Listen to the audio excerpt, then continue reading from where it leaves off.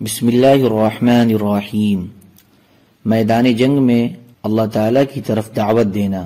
حضرت ابن عباس رضی اللہ تعالیٰ عنہ فرماتے ہیں، جب تک حضور صلی اللہ علیہ وسلم کسی قوم کو دعوت نہ دے لیتے اس وقت تک ان سے جنگ نہ فرماتے۔ حضرت عبد الرحمن بن عارض رضی اللہ تعالیٰ عنہ فرماتے ہیں، جب حضور صلی اللہ علیہ وسلم کوئی لشکر روانہ فرماتے تو ان کو یہ نصیحت فرماتے کہ لوگوں سے الفت پیدا کرو، ان کو اپنے سے مانوس کرو، جب تک ان کو دعوت نہ دے لو ان پر حملہ نہ کرنا اور چھاپا نہ مارنا، کیونکہ روئے زمین پر جتنے کچے اور پکے مکان ہیں، یعنی جتنے شہر اور دیہات ہیں، ان کے رہنے والوں کو تم اگر مسلمان بنا کر میرے پاس لے آؤ، یہ مجھے اس سے زیادہ محبوب ہے کہ تم ان کی عورتوں اور بچوں کو میرے پاس لے آؤ اور ان کے مردوں کو قتل کر دو۔ حضرت بریدہ رضی اللہ تعالی عنہ فرماتے ہیں کہ حضور اقدس صلی اللہ علیہ وسلم جب کسی کو کسی جماعت یا لشکر کا امیر بنا کر روانہ فرماتے تو اس کو خاص اپنی ذات کے بارے میں بھی اللہ سے ڈرنے کا حکم دیتے، اور جو مسلمان اس کے ساتھ ہیں ان کے ساتھ اچھا سلوک کرنے کا بھی حکم دیتے، اور یہ فرماتے کہ جب تمہارا مشرک دشمنوں سے سامنا ہو تو ان کو 3 باتوں میں سے ایک کی دعوت دینا، ان باتوں میں سے جو بات بھی وہ مان لیں تم اسے ان سے قبول کر لینا اور ان سے جنگ کرنے سے رک جانا۔ پہلے ان کو اسلام کی دعوت دو، اگر وہ اسے منظور کر لیں تو تم ان سے اسے قبول کر لو اور ان سے رک جاؤ، پھر تم ان کو اپنا علاقہ چھوڑ کر دار المہاجرین یعنی مدینہ منورہ کی طرف ہجرت کرنے کی دعوت دو، اور انہیں یہ بتلا دو کہ اگر وہ ایسا کریں گے تو ان کو وہ تمام منافع ملیں گے جو مہاجرین کو ملتے ہیں، اور ان پر وہ تمام ذمہ داریاں ہوں گی جو مہاجرین پر ہوتی ہیں، اور اگر وہ اسے نہ مانیں اور اپنے علاقے میں رہنے کو پسند کریں تو انہیں یہ بتلا دو کہ وہ دیہاتی مسلمانوں کی طرح سے ہوں گے، اور اللہ کے حکم جو عام مسلمانوں کے ذمے ہے وہ ان کے ذمے ہوں گے، اور انہیں فے اور مال غنیمت میں سے کوئی حصہ نہیں ملے گا۔ ہاں اگر مسلمانوں کے ساتھ جہاد میں شریک ہوئے تو حصہ ملے گا۔ اگر وہ اسلام کو قبول کرنے سے انکار کر دیں تو انہیں جزیہ دینے کی دعوت دو، اگر وہ اسے مان جائیں تو تم اسے قبول کر لو اور ان سے رک جاؤ، اور اگر وہ اسے بھی نہ مانے تو اللہ سے مدد لے کر ان سے جنگ کرو، اور جب تم کسی قلعہ والوں کا محاصرہ کرو اور قلعہ والے تم سے یہ مطالبہ کریں کہ ہمیں اللہ کے حکم پر اتارو تو تم ایسا نہ کرنا، کیونکہ تم یہ نہیں جانتے ہو کہ ان کے بارے میں اللہ کا کیا حکم ہے، بلکہ تم ان سے اپنے فیصلے کے ماننے کا مطالبہ کرو، پھر تم ان کے بارے میں جو چاہو فیصلہ کرو۔ حضرت انس بن مالک رضی اللہ تعالی عنہ فرماتے ہیں کہ حضور اقدس صلی اللہ علیہ وسلم نے حضرت علی بن ابی طالب رضی اللہ عنہ کو ایک قوم سے جنگ کرنے کے لیے بھیجا، پھر حضرت علی کے پاس ایک قاصد بھیجا اور اس قاصد کو یہ ہدایت کی کہ حضرت علی کو پیچھے سے آواز نہ دینا، بلکہ ان کے قریب جا کر ان سے یہ کہنا کہ جب تک اس قوم والوں کو دعوت نہ دے لے ان سے جنگ نہ کریں۔ حضرت علی رضی اللہ تعالی عنہ فرماتے ہیں کہ حضور اقدس صلی اللہ علیہ وسلم نے ان کو ایک رخ پر بھیجا، پھر ایک آدمی سے کہا کہ علی کے پاس جاؤ اور انہیں پیچھے سے مت آواز دینا، اور ان کو یہ پیغام دو کہ حضور صلی اللہ علیہ وسلم انہیں اپنا انتظار کرنے کا حکم دے رہے ہیں، اور ان سے یہ بھی کہو کہ تم جب تک کسی قوم کو دعوت نہ دے لو ان سے جنگ نہ کرو۔ حضرت علی رضی اللہ تعالی عنہ فرماتے ہیں کہ جب حضور صلی اللہ علیہ وسلم نے انہیں بھیجا تو ان سے فرمایا کہ جب تک تم کسی قوم کو دعوت نہ دے لو ان سے جنگ نہ کرو۔ اور صفحہ 77 پر حضرت سہل بن سعد رضی اللہ تعالی عنہ کی حدیث بروایت بخاری وغیرہ گزر چکی ہے کہ حضور صلی اللہ علیہ وسلم نے حضرت علی کو جنگ خیبر کے دن فرمایا، تم اطمینان سے چلتے رہو یہاں تک کہ ان کے میدان میں پہنچ جاؤ، پھر ان کو اسلام کی دعوت دو اور اللہ تعالیٰ کے جو حق ان پر واجب ہیں وہ ان کو بتاؤ۔ اللہ کی قسم تمہارے ذریعے سے اللہ تعالیٰ ایک آدمی کو ہدایت دے دے کہ تمہارے لیے اس سے زیادہ بہتر ہے کہ تمہیں سرخ اونٹ مل جائیں۔ حضرت فروہ بن مسیق غطیفی رضی اللہ تعالیٰ عنہ فرماتے ہیں کہ میں نے حضور صلی اللہ علیہ وسلم کی خدمت میں حاضر ہو کر عرض کیا، یا رسول اللہ، کیا میں اپنی قوم کے ماننے والوں کو لے کر قوم کے نہ ماننے والوں سے جنگ نہ کروں؟ آپ نے فرمایا ضرور کرو۔ پھر میری رائے کچھ بدل گئی تو میں نے عرض کیا، یا رسول اللہ، میرا خیال ہے کہ میں ان سے جنگ نہ کروں، کیونکہ وہ اہل سبا ہیں، وہ بہت عزت والے اور بڑی طاقت والے ہیں، لیکن حضور صلی اللہ علیہ وسلم نے مجھے امیر بنا دیا اور سبا سے جنگ کرنے کا حکم دیا۔ جب میں آپ کے پاس سے چلا گیا تو اللہ تعالیٰ نے سبا کے بارے میں قرآن پاک کی آیات نازل فرمائی، تو حضور صلی اللہ علیہ وسلم نے فرمایا کہ غطیفی کا کیا ہوا؟ آپ نے مجھے بلانے کے لیے میرے گھر ایک آدمی کو بھیجا۔ جب وہ آدمی میرے گھر پہنچا تو میں گھر سے روانہ ہو چکا تھا۔ اس نے مجھے راستے سے واپس ہونے کو کہا، چنانچہ میں واپس حضور صلی اللہ علیہ وسلم کی خدمت میں آیا۔ آپ بیٹھے ہوئے تھے اور آپ کے ارد گرد صحابہ بھی بیٹھے ہوئے تھے۔ آپ نے مجھ سے فرمایا، قوم کو دعوت دو، ان میں سے جو مان جائیں اسے قبول کر لو، اور جو نہ مانے اس کے بارے میں جب تک مجھے خبر نہ ہو جائے جلدی نہ کرنا۔ لوگوں میں سے ایک آدمی نے کہا، یا رسول اللہ، سبا کیا چیز ہے؟ کوئی جگہ ہے یا عورت ہے؟ آپ نے فرمایا، سبا تو عرب کا ایک مرد تھا جس کے 10 بیٹے ہوئے، ان میں سے 6 یمن میں آباد ہوئے اور 4 شام میں۔ جو شام میں آباد ہوئے ان کے نام لخم اور جذام اور غسان اور عاملہ ہیں، اور یمن میں آباد ہونے والوں کے نام ازد اور کندہ اور حمیر اور اشعریون اور انمار اور مدحج ہیں۔ اس آدمی نے پوچھا، یا رسول اللہ، انمار کون ہیں؟ آپ نے فرمایا، انمار وہ ہیں جن میں خثام اور بجیلہ قبیلہ کے لوگ ہیں۔ حضرت فروہ رضی اللہ تعالیٰ عنہ فرماتے ہیں کہ میں حضور صلی اللہ علیہ وسلم کی خدمت میں حاضر ہوا اور عرض کیا، یا رسول اللہ، کیا میں قوم کے ماننے والوں کو لے کر نہ ماننے والوں سے جنگ کروں؟ آپ نے فرمایا، ہاں، اپنی قوم کے ماننے والوں کو لے کر نہ ماننے والوں سے جنگ کرو۔ جب میں واپس مڑا تو آپ نے مجھے بلایا اور فرمایا کہ جب تک تم ان کو اسلام کی دعوت نہ دے لو ان سے جنگ نہ کرنا۔ میں نے پوچھا، یا رسول اللہ، سبا کیا چیز ہے؟ کیا وہ کوئی وادی ہے یا کوئی پہاڑ ہے یا اور کوئی چیز ہے؟ آپ نے فرمایا، نہیں، سبا تو عرب کا ایک آدمی تھا جس کے 10 بیٹے ہوئے۔ آگے حدیث اور بھی ہے۔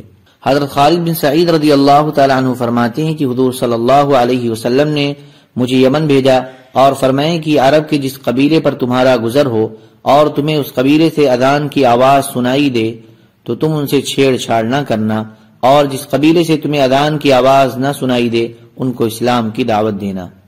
حضرت ابی بن کعب رضی اللہ تعالیٰ عنہ فرماتے ہیں کہ لات اور عزا بتوں کے پاس رہنے والوں میں سے کچھ لوگ قیدی بنا کر حضور صلی اللہ علیہ وسلم کی خدمت میں لائے گئے۔ فرماتے ہیں کہ حضور صلی اللہ علیہ وسلم نے لانے والوں سے پوچھا، کیا تم نے ان کو اسلام کی دعوت دی تھی؟ انہوں نے عرض کیا، جی نہیں۔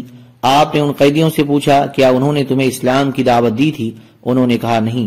آپ نے فرمایا، ان کا راستہ چھوڑ دو یہاں تک کہ یہ اپنی امن کی جگہ میں پہنچ جائیں۔ پھر آپ نے یہ 2 آیتیں تلاوت فرمائی، إِنَّا أَرْسَلْنَاكَ شَاهِدًا وَمُبَشِّرًا وَنَذِيرًا وَدَاعِيًا إِلَى اللَّهِ بِإِذْنِهِ وَسِرَاجًا مُنِيرًا۔ ہم نے تجھ کو بھیجا بتانے والا اور خوشخبری سنانے والا اور ڈرانے والا اور بلانے والا اللہ کی طرف اس کے حکم سے اور چمکتا ہوا چراغ۔ وَأُوحِيَ إِلَيَّ هَذَا الْقُرْآنُ لِأُنذِرَكُم بِهِ وَمَن بَلَغَ أَئِنَّكُمْ لَتَشْهَدُونَ أَنَّ مَعَ اللَّهِ آلِهَةً أُخْرَى۔ آخر آیت تک۔ اور اترا ہے مجھ پر یہ قرآن تاکہ تم کو اس سے خبردار کروں اور جس کو یہ پہنچے۔ کیا تم گواہی دیتے ہو کہ اللہ کے ساتھ معبود اور بھی ہیں؟ حضور صلی اللہ علیہ وسلم نے لات و عزا کے پاس رہنے والوں کی طرف ایک لشکر بھیجا جنہوں نے عرب کے قبیلے پر رات کو اچانک حملہ کیا اور ان کے تمام لڑنے والوں کو اور ان کے بال بچوں کو قید کر لیا، اور حضور صلی اللہ علیہ وسلم کی خدمت میں لے کر آئے۔ ان قیدیوں نے حضور صلی اللہ علیہ وسلم سے کہا، انہوں نے دعوت دیے بغیر ہم پر حملہ کیا ہے۔ حضور صلی اللہ علیہ وسلم نے لشکر والوں سے پوچھا، انہوں نے قیدیوں کی بات کی تصدیق کی۔ آپ نے فرمایا، ان کو ان کی امن کی جگہ میں واپس پہنچاؤ، پھر ان کو دعوت دو۔ حضور اقدس صلی اللہ علیہ وسلم کا افراد کو اللہ اور رسول کی دعوت دینے کے لیے بھیجنا۔ حضرت عروہ بن زبیر رضی اللہ تعالیٰ عنہ فرماتے ہیں کہ جب انصار نے حضور اقدس صلی اللہ علیہ وسلم کی بات سن لی اور اس پر انہیں یقین آ گیا اور ان کے دل آپ کی دعوت سے پوری طرح مطمئن ہو گئے تو انہوں نے آپ کی تصدیق کی اور آپ پر ایمان لے آئے، اور یہ لوگ سارے عالم کے لیے بھلائی اور خیر کا سبب بنے، اور انہوں نے اگلے سال موسم حج میں آپ کی خدمت میں حاضر ہونے کا وعدہ کیا۔ اور اپنی قوم میں واپس چلے گئے، اور حضور صلی اللہ علیہ وسلم کی خدمت میں یہ پیغام بھیجا کہ آپ ہمارے پاس اپنے یہاں سے ایک ایسا آدمی بھیج دیں جو لوگوں کو کتاب اللہ کی دعوت دے، کیونکہ آدمی کے آنے سے لوگ بات جلدی مان لیں گے۔ تو حضور صلی اللہ علیہ وسلم نے حضرت مصعب بن عمیر رضی اللہ تعالیٰ عنہ کو ان کے یہاں بھیج دیا۔ حضرت مصعب قبیلہ بنو عبد الدار میں سے تھے۔ حضرت مصعب قبیلہ بنی غنم میں حضرت اسعد بن زرارہ رضی اللہ عنہ کے پاس ٹھہرے، اور وہ لوگوں کو حضور صلی اللہ علیہ وسلم کی باتیں سناتے اور قرآن شریف پڑھ کر سناتے۔ پھر حضرت مصعب حضرت سعد بن معاذ کے پاس ٹھہر کر دعوت کے کام میں لگے رہے، اور اللہ تعالیٰ ان کے ہاتھوں لوگوں کو ہدایت دیتے رہے، حتیٰ کہ انصار کے ہر گھر میں کچھ نہ کچھ لوگ مسلمان ہو گئے، اور ان کے سرداروں نے بھی اسلام قبول کر لیا، اور حضرت عمرو بن جموح رضی اللہ تعالیٰ عنہ بھی مسلمان ہو گئے اور ان کے بت توڑ دیے گئے۔ حضرت مصعب بن عمیر رضی اللہ تعالیٰ عنہ حضور صلی اللہ علیہ وسلم کے پاس واپس چلے گئے، اور ان کو مقری پڑھانے والے کے نام سے پکارا جاتا تھا۔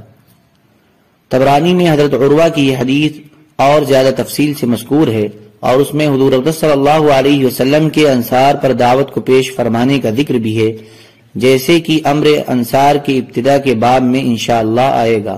اور اس حدیث میں یہ مضمون ہے کہ انصار اپنی قوم میں واپس چلے گئے اور خفیہ طور پر دعوت دینے لگے، اور ان کو رسول اللہ صلی اللہ علیہ وسلم کی خبر دی، اور جو دین دے کر اللہ نے آپ کو بھیجا ہے اس کے بارے میں ان کو بتایا، اور قرآن سنا کر انہیں حضور صلی اللہ علیہ وسلم کی اور دین کی دعوت دی۔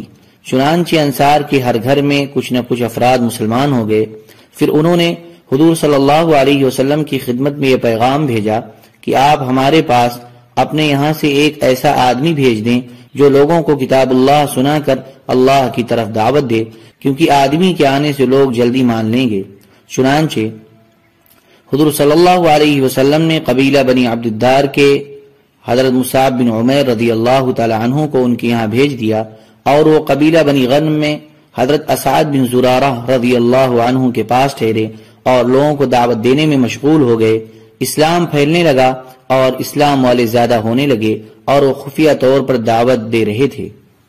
پھر حضرت عروہ نے حضرت مصعب کے حضرت سعد بن معاذ رضی اللہ تعالی عنہ کو دعوت دینے کا، اور حضرت سعد کے مسلمان ہونے اور قبیلہ بنو عبد الاشحل کے مسلمان ہونے کا تذکرہ کیا، جیسے کہ حضرت مصعب کے دعوت دینے کے باب میں آگے آئے گا۔ پھر حضرت عروہ نے فرمایا کہ بنی نجار نے حضرت مصعب بن عمیر رضی اللہ تعالی عنہ کو اپنے یہاں سے چلے جانے کو کہا، اور اس بارے میں ان کے میزبان حضرت اسعد بن زرارہ رضی اللہ تعالی عنہ پر انہوں نے سختی کی۔ چنانچہ حضرت مصعب بن عمیر حضرت سعد بن معاذ کے ہاں منتقل ہو گئے، اور وہ دعوت کے کام میں لگے رہے، اور اللہ تعالیٰ ان کے ہاتھوں لوگوں کو ہدایت دیتے رہے، حتیٰ کہ انصار کے ہر گھر میں کچھ نہ کچھ افراد ضرور مسلمان ہو گئے، اور ان کے سردار اور شرفا مسلمان ہو گئے، اور حضرت عمرو بن جموح رضی اللہ تعالی عنہ بھی مسلمان ہو گئے، اور ان کے بت توڑ دیے گئے، اور مسلمان ہی مدینہ میں زیادہ معزز شمار ہونے لگے، اور ان کا معاملہ ٹھیک ہو گیا۔ اور حضرت مصعب بن عمیر رضی اللہ تعالی عنہ حضور اقدس صلی اللہ علیہ وسلم کی خدمت میں واپس چلے گئے، اور ان کو مقری پڑھانے والے کے نام سے پکارا جاتا تھا۔ ابو نعیم نے زہری سے حلیہ میں یہ روایت اس طرح بیان کی ہے کہ انصار مدینہ نے حضرت معاذ بن عفرہ اور حضرت رافع بن مالک رضی اللہ عنہما کو حضور اقدس صلی اللہ علیہ وسلم کی خدمت میں یہ پیغام دے کر بھیجا کہ آپ اپنے یہاں سے ہمارے پاس ایک ایسا آدمی بھیج دیں جو لوگوں کو کتاب اللہ سنا کر اللہ کی دعوت دے، کیونکہ ان کی بات ضرور قبول کر لی جائے گی۔ چنانچہ حضور صلی اللہ علیہ وسلم نے حضرت مصعب بن عمیر کو انصار کے ہاں بھیج دیا۔ آگے کا مضمون پچھلی روایت کی طرح ہے۔ حضرت ابو امامہ رضی اللہ تعالیٰ عنہ فرماتے ہیں کہ مجھے حضور صلی اللہ علیہ وسلم نے میری قوم کے پاس بھیجا تاکہ میں ان کو اللہ عز و جل کی دعوت دوں اور ان پر اسلام کے احکام کو پیش کروں۔ چنانچہ جب میں اپنی قوم کے پاس پہنچا تو وہ اپنے اونٹوں کو پانی پلا چکے تھے اور ان کا دودھ نکال کر پی چکے تھے۔ جب انہوں نے مجھے دیکھا تو خوش ہو کر کہا، سدی بن عجلان کو خوش آمدید ہو۔ سدی حضرت ابو امامہ کا نام ہے، اور انہوں نے یہ کہا کہ ہمیں خبر پہنچی ہے کہ تم اس آدمی کی طرف مائل ہو گئے ہو۔ میں نے کہا، نہیں، میں تو اللہ اور اس کے رسول پر ایمان لایا ہوں، اور مجھے اللہ کے رسول نے تمہارے پاس بھیجا ہے تاکہ میں تم پر اسلام اور اس کے احکام پیش کروں۔ فرماتے ہیں کہ ہماری یہ بات ہو رہی تھی کہ وہ کھانے کا ایک بڑا پیالہ لے آئے اور اسے بیچ میں رکھ کر سب اس کے ارد گرد جمع ہو گئے اور اس میں سے کھانے لگے، اور مجھ سے کہا اے سدئی تم بھی آؤ۔ میں نے کہا تمہارا بھلا ہو، میں تمہارے پاس ایسی ذات گرامی کے پاس سے آ رہا ہوں جو اللہ کا نازل کردہ حکم یہ بتاتے ہیں کہ جو جانور ذبح نہ کیا جائے وہ تم پر حرام ہے۔ انہوں نے پوچھا کہ اس کے بارے میں انہوں نے کیا بتایا؟ میں نے کہا یہ آیت نازل ہوئی حرمت علیکم المیتۃ والدم ولحم الخنزیر سے لے کر وان تستقسموا بالازلام تک، حرام ہو تم پر مردہ جانور اور لہو اور گوشت سور کا، اور یہ کہ تقسیم کرو جوئے کے تیروں سے۔ چنانچہ میں ان کو اسلام کی دعوت دینے لگا لیکن وہ انکار کرتے رہے۔ میں نے کہا تمہارا بھلا ہو، ذرا مجھے پانی تلا دو، میں بہت پیاسا ہوں۔ انہوں نے کہا نہیں، ہم تمہیں پانی نہیں دیں گے تاکہ تم ایسے ہی پیاسے مر جاؤ۔ میرے پاس ایک پگڑی تھی، میں نے اس میں اپنا سر لپیٹ لیا اور میں سخت گرمی میں ریت پر لیٹ گیا، میری آنکھ لگ گئی۔ میں نے خواب میں دیکھا کہ ایک آدمی میرے پاس شیشے کا گلاس لے کر آیا، اس گلاس سے زیادہ خوبصورت گلاس کسی نے نہ دیکھا ہوگا، اور اس میں ایک ایسی پینے کی چیز ہے جس سے زیادہ لذیذ اور پرکشش کسی نے نہ دیکھی ہو۔ اس نے وہ گلاس مجھے دے دیا جسے میں نے پی لیا۔ جب میں پی چکا تو میری آنکھ کھل گئی، اور اللہ کی قسم اس کے بعد مجھے کبھی پیاس نہیں لگی، اور اب مجھے یہ بھی پتا نہیں کہ پیاس کیا چیز ہوتی ہے۔ ابو یعلا نے یہ حدیث مختصر بیان کی ہے، جس کے آخر میں یہ ہے کہ میری قوم کے ایک آدمی نے ان سے کہا کہ تمہاری قوم کے سرداروں میں سے ایک آدمی آیا ہے اور تم نے اس کی کوئی خاطر تواضع نہیں کی، چنانچہ وہ میرے پاس دودھ لے کر آئے۔ میں نے ان سے کہا مجھے اس دودھ کی ضرورت نہیں، اور میں نے ان کو خواب کا واقعہ بتایا اور پھر اپنا بھرا ہوا پیٹ ان کو دکھایا، جس پر وہ سب مسلمان ہو گئے۔ بیہقی نے دلائل میں جو روایت نقل کی ہے اس میں یہ ہے کہ حضور صلی اللہ علیہ وسلم نے ان کو ان کی قوم باہلہ کی طرف بھیجا تھا۔ حضرت احنف بن قیس رضی اللہ تعالیٰ عنہ فرماتے ہیں کہ میں حضرت عثمان کے زمانے میں بیت اللہ کا طواف کر رہا تھا، کتنے میں بنو لیث کے ایک آدمی نے میرا ہاتھ پکڑ کر کہا کیا میں تم کو ایک خوشخبری نہ سنا دوں؟ میں نے کہا ضرور۔ اس نے کہا کیا تمہیں یاد ہے کہ مجھے حضور صلی اللہ علیہ وسلم نے تمہاری قوم کے پاس بھیجا تھا؟ میں ان پر اسلام کو پیش کرنے لگا اور ان کو اسلام کی دعوت دینے لگا، تو تم نے کہا تھا کہ تم ہمیں بھلائی کی دعوت دے رہے ہو اور بھلی بات کا حکم کر رہے ہو، اور حضور صلی اللہ علیہ وسلم بھلائی کی دعوت دے رہے ہیں۔ تو حضور صلی اللہ علیہ وسلم کو جب تمہاری یہ بات پہنچی تو آپ نے فرمایا اللہم اغفر للاحنف، اے اللہ احنف کی مغفرت فرما۔ حضرت احنف رضی اللہ تعالیٰ عنہ فرمایا کرتے تھے کہ میرے پاس ایسا کوئی عمل نہیں ہے جس پر مجھے حضور صلی اللہ علیہ وسلم کی اس دعا سے زیادہ امید ہو۔ امام احمد اور امام طبرانی نے اس حدیث کو اس طرح بیان کیا ہے کہ مجھے حضور صلی اللہ علیہ وسلم نے آپ کی قوم بنو سعد کے پاس اسلام کی دعوت دینے کے لیے بھیجا، تو تم نے دعوت سن کر کہا تھا کہ وہ حضور صلی اللہ علیہ وسلم بھلائی کی بات کہہ رہے ہیں، یا کہا تھا کہ میں اچھی بات ہی سن رہا ہوں۔ پھر میں نے حضور صلی اللہ علیہ وسلم کی خدمت میں واپس آ کر تمہاری بات بتائی، جس پر حضور صلی اللہ علیہ وسلم نے فرمایا اللہم اغفر للاحنف، اے اللہ احنف کی مغفرت فرما۔ حضرت احنف رضی اللہ تعالی عنہ نے فرمایا مجھے حضور صلی اللہ علیہ وسلم کی اس دعا پر جتنی امید ہے اتنی اور کسی عمل پر نہیں۔ حضرت انس رضی اللہ تعالی عنہ فرماتے ہیں کہ حضور صلی اللہ علیہ وسلم نے اپنے صحابہ میں سے ایک آدمی کو زمانے جاہلیت کے ایک بڑے سردار کے پاس اللہ تبارک و تعالی کی دعوت دینے کے لیے بھیجا۔ دعوت کو سن کر اس سردار نے کہا تم مجھے اپنے جس رب کی دعوت دے رہے ہو کس چیز کا بنا ہوا ہے، لوہے یا تانبے کا، چاندی یا سونے کا؟ ان صحابی نے حضور صلی اللہ علیہ وسلم کی خدمت میں آ کر سارا قصہ بتایا۔ حضور صلی اللہ علیہ وسلم نے ان کو اس کے پاس دعوت دینے کے لیے دوبارہ بھیجا۔ اس دفعہ بھی اس نے وہی بات کہی۔ انہوں نے آ کر حضور صلی اللہ علیہ وسلم کو پھر بتایا۔ حضور صلی اللہ علیہ وسلم نے تیسری مرتبہ ان کو اس کے پاس بھیجا۔ اس نے پھر وہی بات کہی۔ انہوں نے آ کر حضور صلی اللہ علیہ وسلم کو پھر بتایا تو حضور صلی اللہ علیہ وسلم نے فرمایا اللہ تبارک و تعالی نے اس سردار پر بجلی گرائی جس نے اسے جلا دیا۔ چنانچہ یہ آیت نازل ہوئی وَيُرْسِلُ الصَّوَاعِقَ فَيُصِيبُ بِهَا مَن يَشَاءُ وَهُمْ يُجَادِلُونَ فِي اللَّهِ وَهُوَ شَدِيدُ الْمِحَالِ، اور بھیجتا ہے کڑک بجلیاں پھر ڈالتا ہے جس پر چاہے، اور یہ لوگ جھگڑتے ہیں اللہ کی بات میں اور اس کی پکڑ سخت ہے۔ ابو یعلا اور بزار کی ایک حدیث اسی جیسی اور ہے، جس میں یہ مضمون ہے کہ حضور صلی اللہ علیہ وسلم نے ایک صحابی کو عرب کے فرعونوں میں سے ایک فرعون کی طرف بھیجا، تو ان صحابی نے اس آدمی کے بارے میں کہا، یا رسول اللہ، وہ تو فرعون سے بھی زیادہ سرکش ہے۔ اور اس روایت میں یہ بھی ہے کہ ان صحابی نے اس آدمی کے پاس جا کر تیسری مرتبہ پھر اپنی وہی بات دہرائی، یعنی تیسری مرتبہ پھر اس کو اللہ کی دعوت دی۔ ابھی یہ صحابی اس آدمی سے بات کر ہی رہے تھے کہ اللہ تعالیٰ نے اس آدمی کے سر پر ایک بادل بھیجا جو زور سے گرجا، پھر اس بادل میں سے ایک بجلی اس آدمی پر گری جس نے اس کی کھوپڑی کو اڑا دیا۔ اور حضرت خالد بن سعید رضی اللہ تعالیٰ عنہ کی حدیث پہلے میدان جنگ میں اللہ تعالیٰ کی طرف دعوت دینے کے باب میں صفحہ 151 پر گزر چکی ہے۔ وہ فرماتے ہیں کہ حضور صلی اللہ علیہ وسلم نے مجھے یمن بھیجا اور فرمائے کہ عرب کے جس قبیلے پر تمہارا گزر ہو اور تمہیں اس قبیلے سے اذان کی آواز سنائی دے تو ان سے چھیڑ چھاڑ نہ کرنا، اور جس قبیلے سے تمہیں اذان کی آواز سنائی نہ دے ان کو اسلام کی دعوت دینا۔ اور حضور صلی اللہ علیہ وسلم کا حضرت عمرو بن مرہ کو ان کی قوم کی طرف بھیجنے کا قصہ ان قریب آئے گا۔ حضور صلی اللہ علیہ وسلم کا اللہ تعالیٰ کی دعوت دینے کے لیے جماعتوں کو بھیجنا۔ حضرت ابن عمر رضی اللہ تعالیٰ عنہ فرماتے ہیں کہ حضور صلی اللہ علیہ وسلم نے حضرت عبد الرحمن بن عوف رضی اللہ تعالیٰ عنہ کو بلا کر فرمایا، تم تیاری کر لو کیونکہ میں تمہیں ایک جماعت کے ساتھ بھیجنا چاہتا ہوں۔ اس کے بعد طویل حدیث ذکر کی گئی ہے جس میں یہ مضمون ہے کہ چنانچہ حضرت عبد الرحمن رضی اللہ تعالیٰ عنہ روانہ ہوئے اور اپنے ساتھیوں کے پاس پہنچ گئے، اور پھر یہ حضرات وہاں سے آگے چلے حتیٰ کہ دومت الجندل مقام پر پہنچ گئے۔ یہ مدینہ منورہ اور ملک شام کے درمیان ایک قلعہ تھا جس کے ساتھ کئی بستیاں تھیں۔ چنانچہ جب دوما میں حضرت عبد الرحمن رضی اللہ تعالی عنہ داخل ہوئے تو انہوں نے دوما والوں کو 3 دن اسلام کی دعوت دی۔ تیسرے دن اسبغ بن عمرو کلبی رضی اللہ عنہ مسلمان ہو گئے جو کہ نصرانی تھے اور اپنی قوم کے سردار تھے۔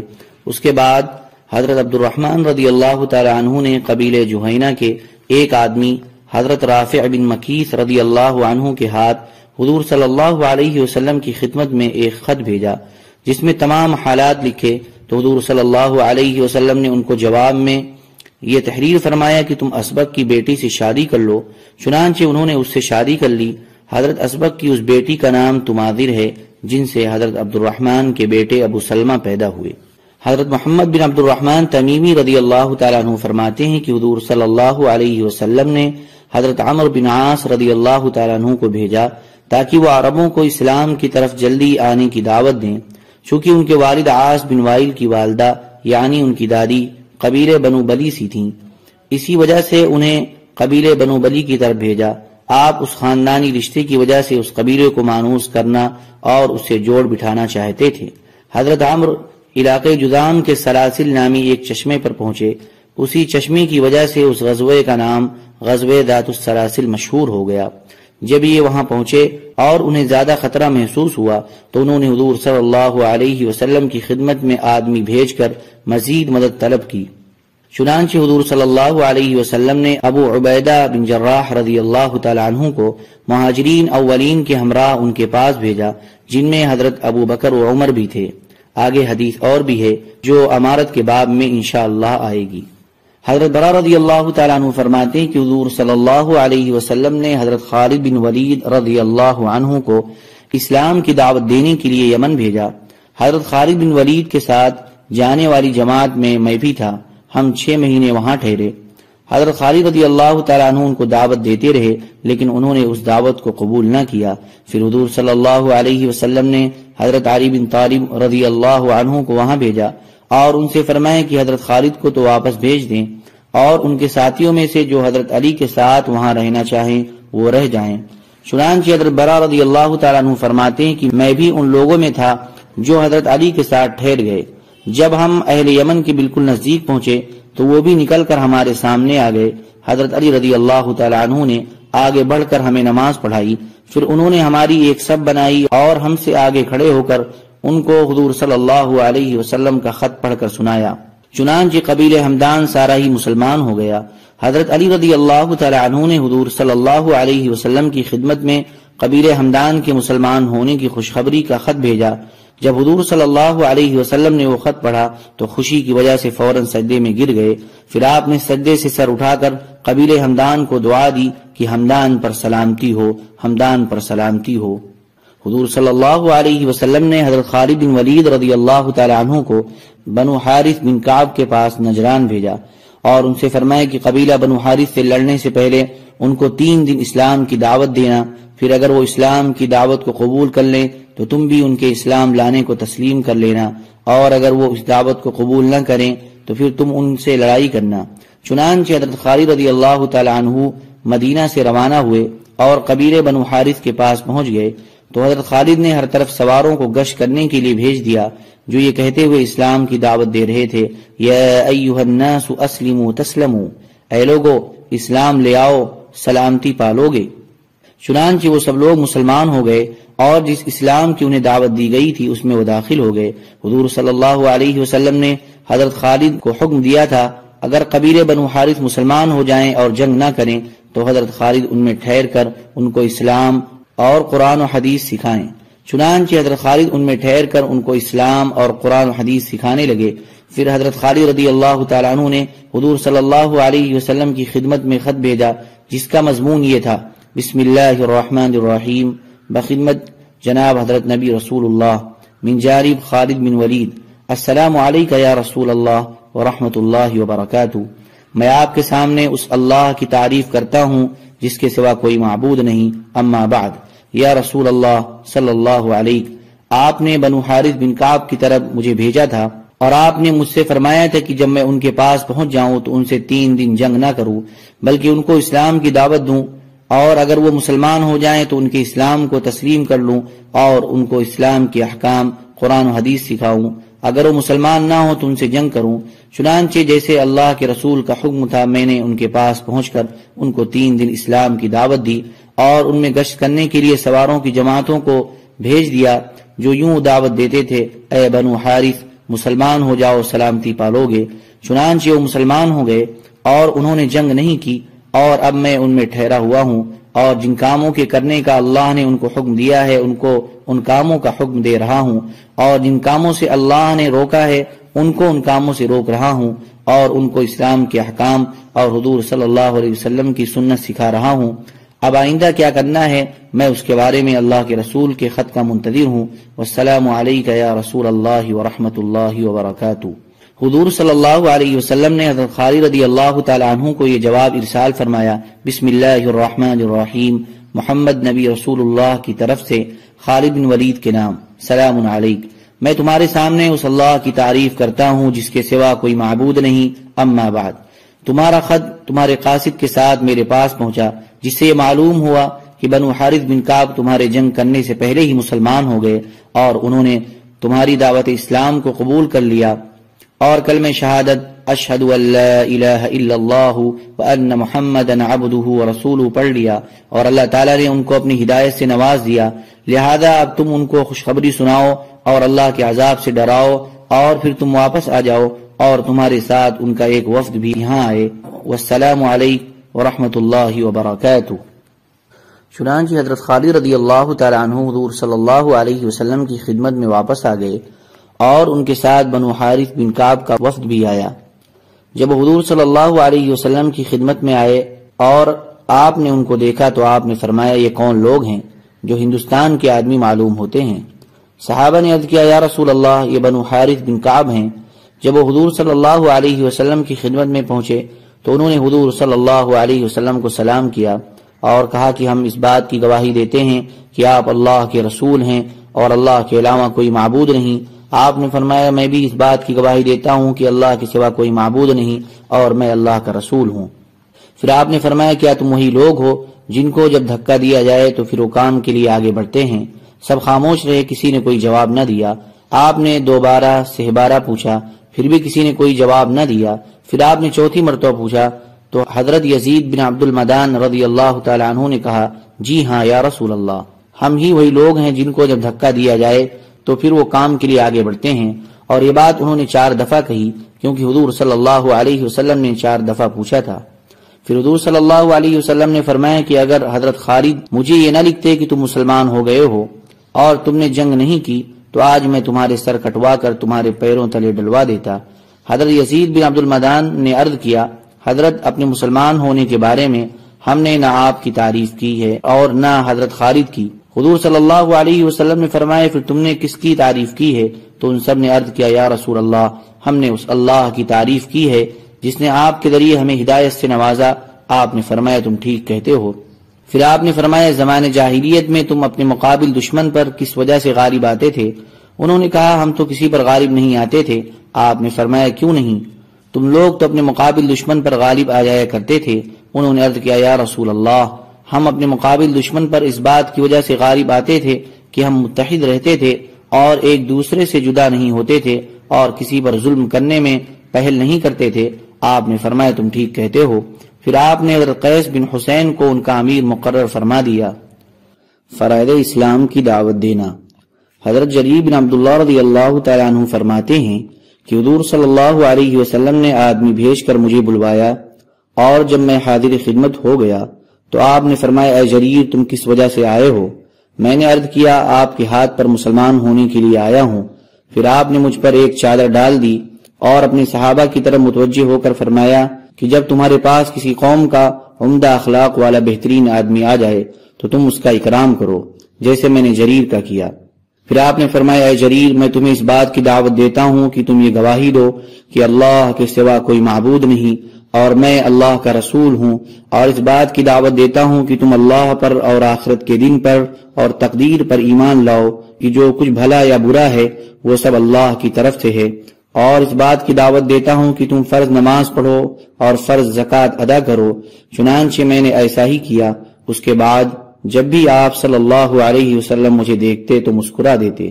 حضرت ابن عباس رضی اللہ تعالیٰ عنہ فرماتے ہیں کہ جب حضور صلی اللہ علیہ وسلم نے حضرت معاذ بن جبل رضی اللہ تعالیٰ عنہ کو یمن بھیجا تو ان کو یہ ہدایات دی کہ تم ایسی قوم کے پاس جا رہے ہو جو اہل کتاب ہیں، جب تم ان کے پاس پہنچو تو ان کو اس بات کی دعوت دینا کہ وہ یہ گواہی دیں کہ اللہ کے سوا کوئی معبود نہیں اور محمد اللہ کے رسول ہیں۔ اگر وہ تمہاری یہ بات مان لیں تو پھر ان کو یہ بتانا کہ اللہ نے ان پر دن رات میں 5 نمازیں فرض کی ہیں۔ اگر وہ تمہاری یہ بات بھی مان لیں تو پھر تم ان کو یہ بتانا کہ اللہ تعالیٰ نے ان پر زکوٰۃ فرض کی ہے جو ان کے مالداروں سے لے کر ان کے فقیروں کو دے دی جائے گی۔ اگر وہ تمہاری یہ بات بھی مان لیں تو پھر تم ان کے عمدہ مال لینے سے بچنا اور مظلوم کی بددعا سے بھی بچنا، کیونکہ اس کی بددعا اور اللہ کے درمیان کوئی چیز حائل نہیں ہوتی۔ حضرت حوشب ذی ذلیم رضی اللہ تعالیٰ عنہ فرماتے ہیں کہ جب اللہ تعالیٰ نے محمد صلی اللہ علیہ وسلم کو غلبہ دے دیا تو میں نے عبد شر کے ساتھ آپ کی خدمت میں 40 سواروں کی ایک جماعت بھیجی۔ وہ میرا خط لے کر مدینہ حضور صلی اللہ علیہ وسلم کی خدمت میں گئے۔ وہاں جا کر عبد شر نے پوچھا، آپ لوگوں میں محمد کون ہیں؟ صحابہ نے کہا، یہ ہیں۔ عبد شر نے حضور صلی اللہ علیہ وسلم سے عرض کیا، آپ ہمارے پاس کیا لے کر آئے ہیں؟ اگر وہ حق ہوگا تو ہم آپ کا اتباع کر لیں گے۔ آپ نے فرمایا، تم نماز قائم کرو اور زکوٰۃ ادا کرو اور انسانوں کی خون کی حفاظت کرو اور امر بالمعروف اور نہی عن المنکر کرو۔ عبد شر نے کہا، آپ کی تمام باتیں بہت اچھی ہیں، آپ ہاتھ بڑھائیں تاکہ میں اسلام لانے کے لیے آپ سے بیعت ہو جاؤں۔ آپ نے فرمایا، تمہارا نام کیا ہے؟ انہوں نے کہا، میرا نام عبد شر ہے۔ آپ نے فرمایا، نہیں بلکہ تم عبد خیر ہو، اور حضور صلی اللہ علیہ وسلم نے ان کو اسلام پر بیعت فرمایا۔ حوشب ذی ذلیم کے خط کا جواب لے کر ان کے ہاتھ حوشب کو بھیجا، جس پر حضرت حوشب ایمان لے آئے۔ حضرت ابن عباس رضی اللہ تعالیٰ عنہ فرماتے ہیں کہ قوم عبد القیس کا وفد حضور صلی اللہ علیہ وسلم کی خدمت میں حاضر ہوا۔ آپ نے ان کا استقبال کرتے ہوئے فرمایا، خوش آمدید ہو قوم کو، چونکہ تم لوگ خوشی سے مسلمان ہو کر آئے ہو، اس وجہ سے نہ دنیا میں تمہارے لیے رسوائی ہے نہ آخرت میں پشیمانی۔ اس وفد نے عرض کیا، یا رسول اللہ، ہمارے اور آپ کے درمیان کفار مدر کا مشہور جنگجو قبیلہ پڑتا ہے، اس وجہ سے ہم آپ کی خدمت میں صرف ان مہینوں میں آ سکتے ہیں جن میں لڑنا حرام ہے، اس لیے آپ ہمیں دین کی مختصر اور موٹی موٹی باتیں بتا دیں جن پر عمل کر کے ہم جنت میں داخل ہو جائیں، اور جو ہمارے قبیلے کے لوگ پیچھے رہ گئے ہیں ان کو ان باتوں کی دعوت دیں۔ آپ نے فرمایا، میں تم کو 4 باتوں کا حکم دیتا ہوں اور 4 باتوں سے روکتا ہوں۔ وہ 4 باتیں جن کا میں تمہیں حکم دیتا ہوں وہ یہ ہیں کہ اللہ پر ایمان لاؤ اور لا الہ الا اللہ کی گواہی دو اور نماز قائم کرو اور زکوٰۃ ادا کرو اور رمضان کے روزے رکھو، اور پانچویں بات یہ ہے کہ مال غنیمت میں سے 5واں حصہ اللہ اور رسول کو دیا کرو، اور جن 4 چیزوں سے روکتا ہوں وہ کدو کے تونبے اور درخت کی کھوکھلی جڑوں سے بنائے ہوئے برتن اور روغنی مرتبان اور رال لگائے ہوئے برتن ہیں۔ یہ وہ برتن ہیں جن میں شراب اور نبیذ بنائی جاتی تھی۔ طیالسی نے بھی اسی طرح روایت ذکر کی ہے جس میں کچھ مضامین زیادہ ہیں، اور آخر میں یہ بھی ہے کہ حضور صلی اللہ علیہ وسلم نے ان سے فرمایا کہ ان باتوں کو یاد رکھو اور جو تمہارے لوگ پیچھے رہ گئے ہیں ان کو ان باتوں کی دعوت دو۔ حضرت علقمہ بن حارث رضی اللہ تعالیٰ عنہ فرماتے ہیں کہ میں حضور صلی اللہ علیہ وسلم کی خدمت میں حاضر ہوا اور میرے ساتھ میری قوم کے مزید 6 آدمی بھی تھے۔ ہم لوگوں نے حضور صلی اللہ علیہ وسلم کو سلام کیا، حضور صلی اللہ علیہ وسلم نے ہمارے سلام کا جواب دیا، پھر ہم نے آپ سے گفتگو کی، آپ کو ہماری گفتگو پسند آئی اور آپ نے پوچھا کہ تم لوگ کون ہو؟ ہم نے کہا ہم مومن ہیں۔ آپ نے فرمایا ہر بات کی ایک حقیقت اور نشانی ہوا کرتی ہے، تمہارے ایمان کی کیا حقیقت ہے؟ ہم نے عرض کیا کہ 15 خصلتیں ہمارے ایمان کی حقیقت اور نشانی ہیں۔ 5 خصلتیں وہ ہیں جن کا آپ نے ہمیں حکم دیا، اور 5 خصلتیں وہ ہیں جن کا آپ کے قاصدوں نے ہمیں حکم دیا، اور 5 خصلتیں وہ ہیں جن کو ہم نے زمانے جاہلیت میں اختیار کیا تھا اور اب تک ہم ان پر باقی ہیں۔ ہاں اگر آپ ان سے منع کر دیں گے تو ہم ان کو چھوڑ دیں گے۔ آپ نے فرمایا وہ 5 خصلتیں کون ہیں جن کا میں نے تم کو حکم دیا ہے؟ ہم نے کہا آپ نے ہمیں اس بات کا حکم دیا ہے کہ ہم اللہ پر اور اس کے فرشتوں پر اور اس کی کتابوں پر اور اس کے رسولوں پر اور تقدیر پر ایمان لائیں کہ بھلا یا برا جو کچھ بھی ہے وہ اللہ کی طرف سے ہے۔ پھر آپ نے فرمایا وہ 5 خصلتیں کون سی ہے جن کا تم کو میرے قاصدوں نے حکم دیا ہے؟ ہم نے کہا آپ کے قاصدوں نے ہمیں اس بات کا حکم دیا ہے کہ ہم اس بات کی گواہی دیں کہ ایک اللہ کے سوا کوئی معبود نہیں، اس کا کوئی شریک نہیں، اور آپ اللہ کے بندے اور رسول ہیں، اور اس بات کا حکم دیا ہے کہ ہم فرض نماز قائم کریں اور فرض زکوٰۃ ادا کریں اور ماہ رمضان کے روزے رکھیں، اور اگر ہم سفر کی طاقت رکھیں تو بیت اللہ کا حج کریں۔ پھر آپ نے فرمایا کہ وہ 5 خصلتیں کون سی ہیں جن کو تم نے زمانے جاہلیت میں اختیار کیا تھا؟ ہم نے کہا سہولت اور خوشحالی کے وقت اللہ کا شکر کرنا، اور مصیبت اور آزمائش کے وقت صبر کرنا، اور لڑائی کے موقع پر جمنا اور جوہر دکھانا، اور اللہ کی قضا و تقدیر پر راضی رہنا، اور دشمن پر جب مصیبت آئے تو اس سے خوش نہ ہونا۔ حضور صلی اللہ علیہ وسلم نے صحابہ کو مخاطب ہو کر فرمایا یہ لوگ تو بڑے سمجھدار اور سلیقے والے ہیں، ان عمدہ اور بہترین خصلتوں کی وجہ سے قریب تھا کہ یہ نبی ہو جاتے، یعنی ان کی تمام خصلتیں نبیوں والی ہیں۔ اور ہمیں دیکھ کر آپ مسکرائے۔ پھر آپ نے فرمایا کہ میں تمہیں 5 خصلتوں کی وصیت کرتا ہوں تاکہ اللہ تعالیٰ تمہارے اندر خیر کی خصلتیں پوری کر دیں۔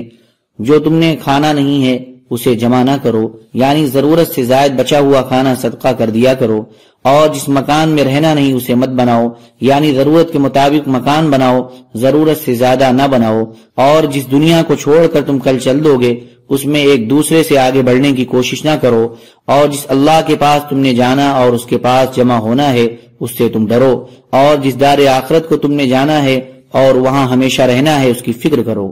اسی حدیث کو ابو نعیم نے حضرت سعید بن حارث رضی اللہ تعالیٰ عنہ سے اس طرح ذکر کیا ہے کہ حضرت سعید رضی اللہ عنہ فرماتے ہیں کہ میں اپنی قوم کے 7 آدمیوں کا وفد لے کر حضور صلی اللہ علیہ وسلم کی خدمت میں گیا۔ جب ہم آپ کی خدمت میں حاضر ہوئے اور ہم نے آپ سے گفتگو کی تو آپ کو ہمارا انداز گفتگو اور انداز نشست و برخاست اور لباس پسند آیا۔ آپ نے فرمایا تم کون لوگ ہو؟ ہم نے کہا مومن ہیں۔ اس پر آپ مسکرانے لگے اور فرمایا کہ ہر بات کی ایک حقیقت اور نشانی ہوا کرتی ہے، تمہارے اس قول اور ایمان کی کیا حقیقت اور نشانی ہے؟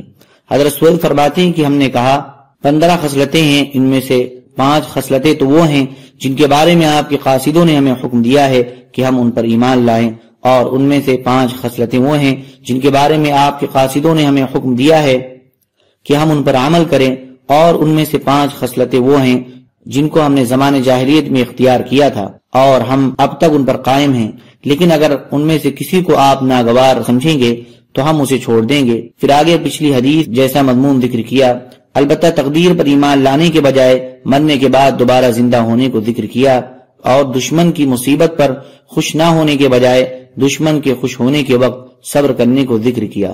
حضور صلی اللہ علیہ وسلم کا ایسے آدمی کو دعوت دینا جس کا نام ذکر نہیں کیا گیا، اس باب میں صفحہ 105 پر قبیلہ بلادویہ کے ایک آدمی کی حدیث گزر چکی ہے، جس کو وہ اپنے دادا سے نقل کرتے ہیں۔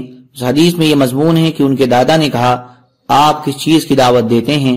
آپ نے فرمایا، میں اللہ کے بندوں کو اللہ کی طرف دعوت دیتا ہوں۔ میں نے کہا، آپ اس دعوت میں کیا کہتے ہیں؟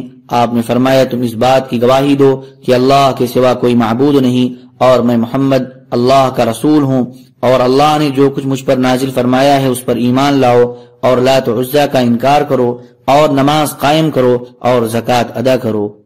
حضور صلی اللہ علیہ وسلم کا تمام ملکوں کے بادشاہوں وغیرہ کے پاس اپنے صحابہ کو خط دے کر بھیجنا، جن میں آپ نے ان کو اللہ عز و جل کی طرف اور اسلام میں داخلی کی طرف دعوت دی۔ حضرت مسور بن مخرمہ رضی اللہ تعالیٰ عنہ فرماتے ہیں کہ حضور صلی اللہ علیہ وسلم نے اپنے صحابہ کے پاس تشریف لا کر فرمایا کہ اللہ تعالیٰ نے مجھے تمام انسانوں کے لیے رحمت بنا کر بھیجا ہے، اللہ تعالیٰ تم پر رحم فرمائے، تم میری طرف سے میرا دین تمام انسانوں تک پہنچاؤ۔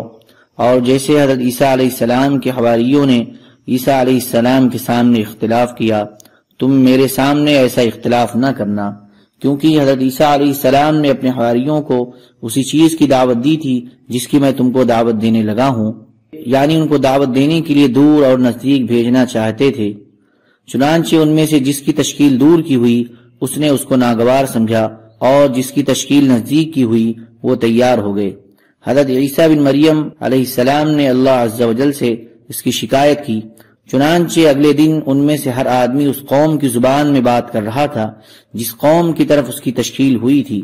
اس پر عیسیٰ علیہ السلام نے ان حواریوں سے فرمایا کہ اللہ تعالیٰ نے تم لوگوں کے لیے یہ کام ضروری قرار دے دیا ہے، اس لیے اب تم اسے ضرور کرو۔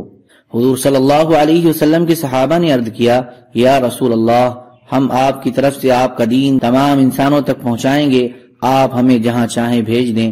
چنانچہ حضور صلی اللہ علیہ وسلم نے حضرت عبداللہ بن حذافہ کو کسرا کے پاس بھیجا، اور سرید بن عمرو کو یمامہ کے نواب حوزہ بن علی کے پاس بھیجا، اور علا بن حضرمی کو حجر کے راجہ منذر بن صابہ کے پاس بھیجا، اور عمرو بن العاص کو عمان کے دو بادشاہوں جعفر اور عباد کے پاس بھیجا جو جلندہ کے بیٹے تھے، اور دحیہ کلبی کو قیصر کے پاس بھیجا، اور شجاع بن وہب اسدی کو منذر بن حارث بن ابی شمر غسانی کے پاس بھیجا، اور عمرو بن امیہ ذمری کو نجاشی کے پاس بھیجا۔ علا بن حضرمی کے علاوہ باقی تمام حضرات حضور صلی اللہ علیہ وسلم کے انتقال سے پہلے واپس آ گئے۔ علا بن حضرمی حضور صلی اللہ علیہ وسلم کے انتقال کے وقت بحرین میں تھے۔ حافظ ابن حجر فرماتے ہیں کہ اصحاب سیر نے یہ اضافہ بھی کیا ہے کہ حضور صلی اللہ علیہ وسلم نے مہاجر بن ابی امیہ کو حارث بن عبد کلال کے پاس بھیجا، اور جریر رضی اللہ تعالی عنہ کو ذل کلا کے پاس بھیجا، اور صائب رضی اللہ عنہ کو مسیلمہ کے پاس بھیجا، اور حاتب بن ابی بلتع رضی اللہ عنہ کو مقوقس کے پاس بھیجا۔ حضرت انس رضی اللہ تعالیٰ عنہ فرماتے ہیں کہ حضور صلی اللہ علیہ وسلم نے اپنے انتقال سے پہلے کسرا اور قیصر اور نجاشی اور ہر سرکش متکبر بادشاہ کو خطوط بھیجے، جن میں ان کو اللہ عز و جل کی طرف دعوت دی، اور یہ وہ نجاشی نہیں جن کی آپ نے نماز جنازہ پڑھی تھی۔ حضرت جابر رضی اللہ تعالیٰ عنہ فرماتے ہیں کہ حضور صلی اللہ علیہ وسلم نے اپنے انتقال سے پہلے کسرا اور قیصر اور ہر ظالم اور سرکش بادشاہ کو دعوت کے خطوط بھیجے تھے۔ حضور صلی اللہ علیہ وسلم کا شاہ حبشہ حضرت نجاشی کے نام مکتوب گرامی۔ حضور صلی اللہ علیہ وسلم نے حضرت عمرو بن امیہ ذمری کے ہاتھ حضرت جعفر بن ابی طالب اور ان کے ساتھیوں کے بارے میں نجاشی کے نام یہ خط بھیجا، بسم اللہ الرحمن الرحیم، محمد رسول اللہ کی جانب سے نجاشی اصحم شاہ حبشہ کے نام۔ سلامتی ہو تم پر، میں تمہارے سامنے اس اللہ کی تعریف کرتا ہوں جو بادشاہ ہے اور پاک ذات ہے اور امان دینے والا ہے اور پناہ میں لینے والا ہے، اور میں اس بات کی گواہی دیتا ہوں کہ حضرت عیسیٰ علیہ السلام اللہ کی پیدا کی ہوئی روح ہیں اور اللہ کا وہ کلمہ ہے جس کو اللہ تعالیٰ نے مریم بطول پاک صاف اور پاک دامن کی طرف القا فرمایا تھا، چنانچہ وہ حضرت عیسیٰ علیہ السلام کے ساتھ امید سے ہو گئیں، اور اللہ تعالیٰ نے ان کو اپنی خاص روح اور اپنی یعنی اپنے فرشتے کی پھونک سے پیدا فرمایا، جیسے کہ اللہ تعالیٰ نے حضرت آدم علیہ السلام کو اپنی خاص قدرت اور پھونک سے پیدا فرمایا۔ اور میں تم کو اللہ وحدہ لا شریک لہ کی دعوت دیتا ہوں اور اس بات کی دعوت دیتا ہوں کہ تم پابندی سے اللہ کی اطاعت کرتے رہو اور میری اتباع کرو اور مجھ پر اور جو کچھ میرے پاس آیا ہے اس پر ایمان لاؤ، کیونکہ میں اللہ کا رسول ہوں اور میں نے تمہارے پاس اپنے چچا زاد بھائی حضرت جعفر کو مسلمانوں کی ایک جماعت کے ساتھ بھیجا ہے۔ جب یہ تمہارے پاس پہنچے تو تم ان کو اپنا مہمان بنا لینا اور تکبر اور غرور چھوڑ دینا، کیونکہ میں تمہیں اور تمہارے لشکر کو اللہ عز و جل کی دعوت دیتا ہوں۔ میں تمہیں اللہ کا پیغام پہنچا چکا ہوں اور تمہارے بھلے کی بات کہہ چکا ہوں، تم میری نصیحت مان لو اور اس پر سلامتی ہو جو ہدایت کی اتباع کرے۔ نجاشی نے حضور صلی اللہ علیہ وسلم کو جواب میں یہ خط لکھا: بسم اللہ الرحمن الرحیم، بخدمت حضرت محمد رسول اللہ۔ نجاشی اصحم بن ابجر کی طرف سے: اے اللہ کے نبی، اللہ کی طرف سے آپ پر سلامتی ہو اور رحمت ہو اور برکتیں ہو۔ اس ذات کے علاوہ کوئی معبود نہیں جس نے مجھے اسلام کی ہدایت عطا فرمائی۔ یا رسول اللہ، آپ کا گرامی نامہ مجھے ملا، اس میں آپ نے حضرت عیسیٰ علیہ السلام کی کچھ صفات کا تذکرہ فرمایا ہے۔ آسمان اور زمین کے رب کی قسم، آپ نے حضرت عیسیٰ علیہ السلام کے بارے میں جو کچھ ذکر فرمایا ہے، عیسیٰ علیہ السلام کا مرتبہ اس سے ذرہ برابر بھی زیادہ نہیں۔ جو پیغام آپ نے ہمارے پاس بھیجا ہے ہم نے اسے اچھی طرح سمجھ لیا۔ ہم نے آپ کے چچا زاد بھائی اور ان کے ساتھیوں کی اچھی طرح میزبانی کی ہے، اور میں اس بات کی گواہی دیتا ہوں کہ آپ اللہ کے سچے رسول ہیں اور آپ کی تصدیق کی گئی ہے۔ میں آپ سے بیعت کرتا ہوں اور میں آپ کے چچا زاد بھائی سے بیعت ہو چکا ہوں اور میں ان کے ہاتھوں مسلمان ہو چکا ہوں اور اللہ رب العالمین کا فرمانبردار بن چکا ہوں۔ اے اللہ کے نبی، میں آپ کے پاس اپنے بیٹے اریحہ بن اصحم بن ابجر کو بھیج رہا ہوں، کیونکہ مجھے صرف اپنی جان پر ہی پورا اختیار ہے۔ یا رسول اللہ، اگر آپ فرما دیں تو میں آپ کی خدمت میں خود حاضر ہونے کو بھی تیار ہوں، کیونکہ میں اس بات کی گواہی دیتا ہوں کہ آپ جو کچھ فرماتے ہیں وہ بالکل حق ہے۔ حضور صلی اللہ علیہ وسلم کا شاہ روم قیصر کے نام مکتوب گرامی۔ حضرت دحیہ کلبی رضی اللہ تعالیٰ عنہ فرماتے ہیں کہ مجھے حضور صلی اللہ علیہ وسلم نے خط دے کر قیصر کے پاس بھیجا۔ میں نے قیصر کے پاس پہنچ کر اسے حضور صلی اللہ علیہ وسلم کا خط دیا۔ اس کے پاس اس کا بھتیجا بیٹھا ہوا تھا جس کا رنگ سرخ اور آنکھیں نیلی اور بال بالکل سیدھے تھے۔ جب اس نے حضور صلی اللہ علیہ وسلم کا خط پڑھا تو اس میں یہ مضمون تھا: محمد رسول اللہ کی جانب سے روم والے ہرقل کے نام۔ حضرت دحیہ رضی اللہ عنہ فرماتے ہیں اتنا پڑھ کر اس کا بھتیجا زور سے غررایا اور گرج کر کہا کہ یہ خط آج ہرگز نہیں پڑھا جائے گا۔ قیصر نے پوچھا کیوں؟ اس نے کہا اس وجہ سے، ایک تو اس نے خط اپنے نام سے شروع کیا اور دوسری یہ کہ آپ کو روم والا لکھا ہے، شاہ روم نہیں لکھا۔ قیصر نے کہا نہیں، تمہیں یہ خط ضرور پڑھنا پڑے گا۔ جب اس نے سارا خط پڑھ کر سنا دیا اور تمام درباری قیصر کے پاس سے چلے گئے تو قیصر نے مجھے اپنے پاس بلایا جو پادری مدار المہام اور خاص مشیر تھا، اسے پیغام بھیج کر بلایا۔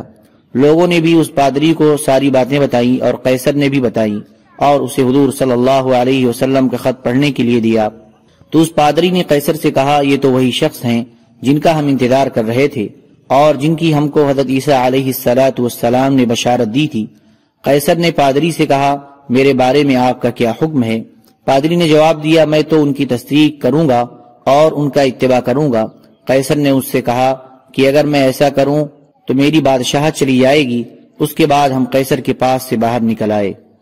حضرت ابو سفیان رضی اللہ تعالیٰ عنہ ان دنوں تجارت کے لیے وہاں آئے ہوئے تھے۔ ان کو بلا کر قیصر نے ان سے یہ پوچھا کہ جو آدمی تمہارے یہاں ظاہر ہوا ہے وہ کیسا ہے؟ ابو سفیان نے کہا وہ جوان آدمی ہے۔ قیصر نے پوچھا ان کا خاندان تم لوگوں میں کیسا ہے؟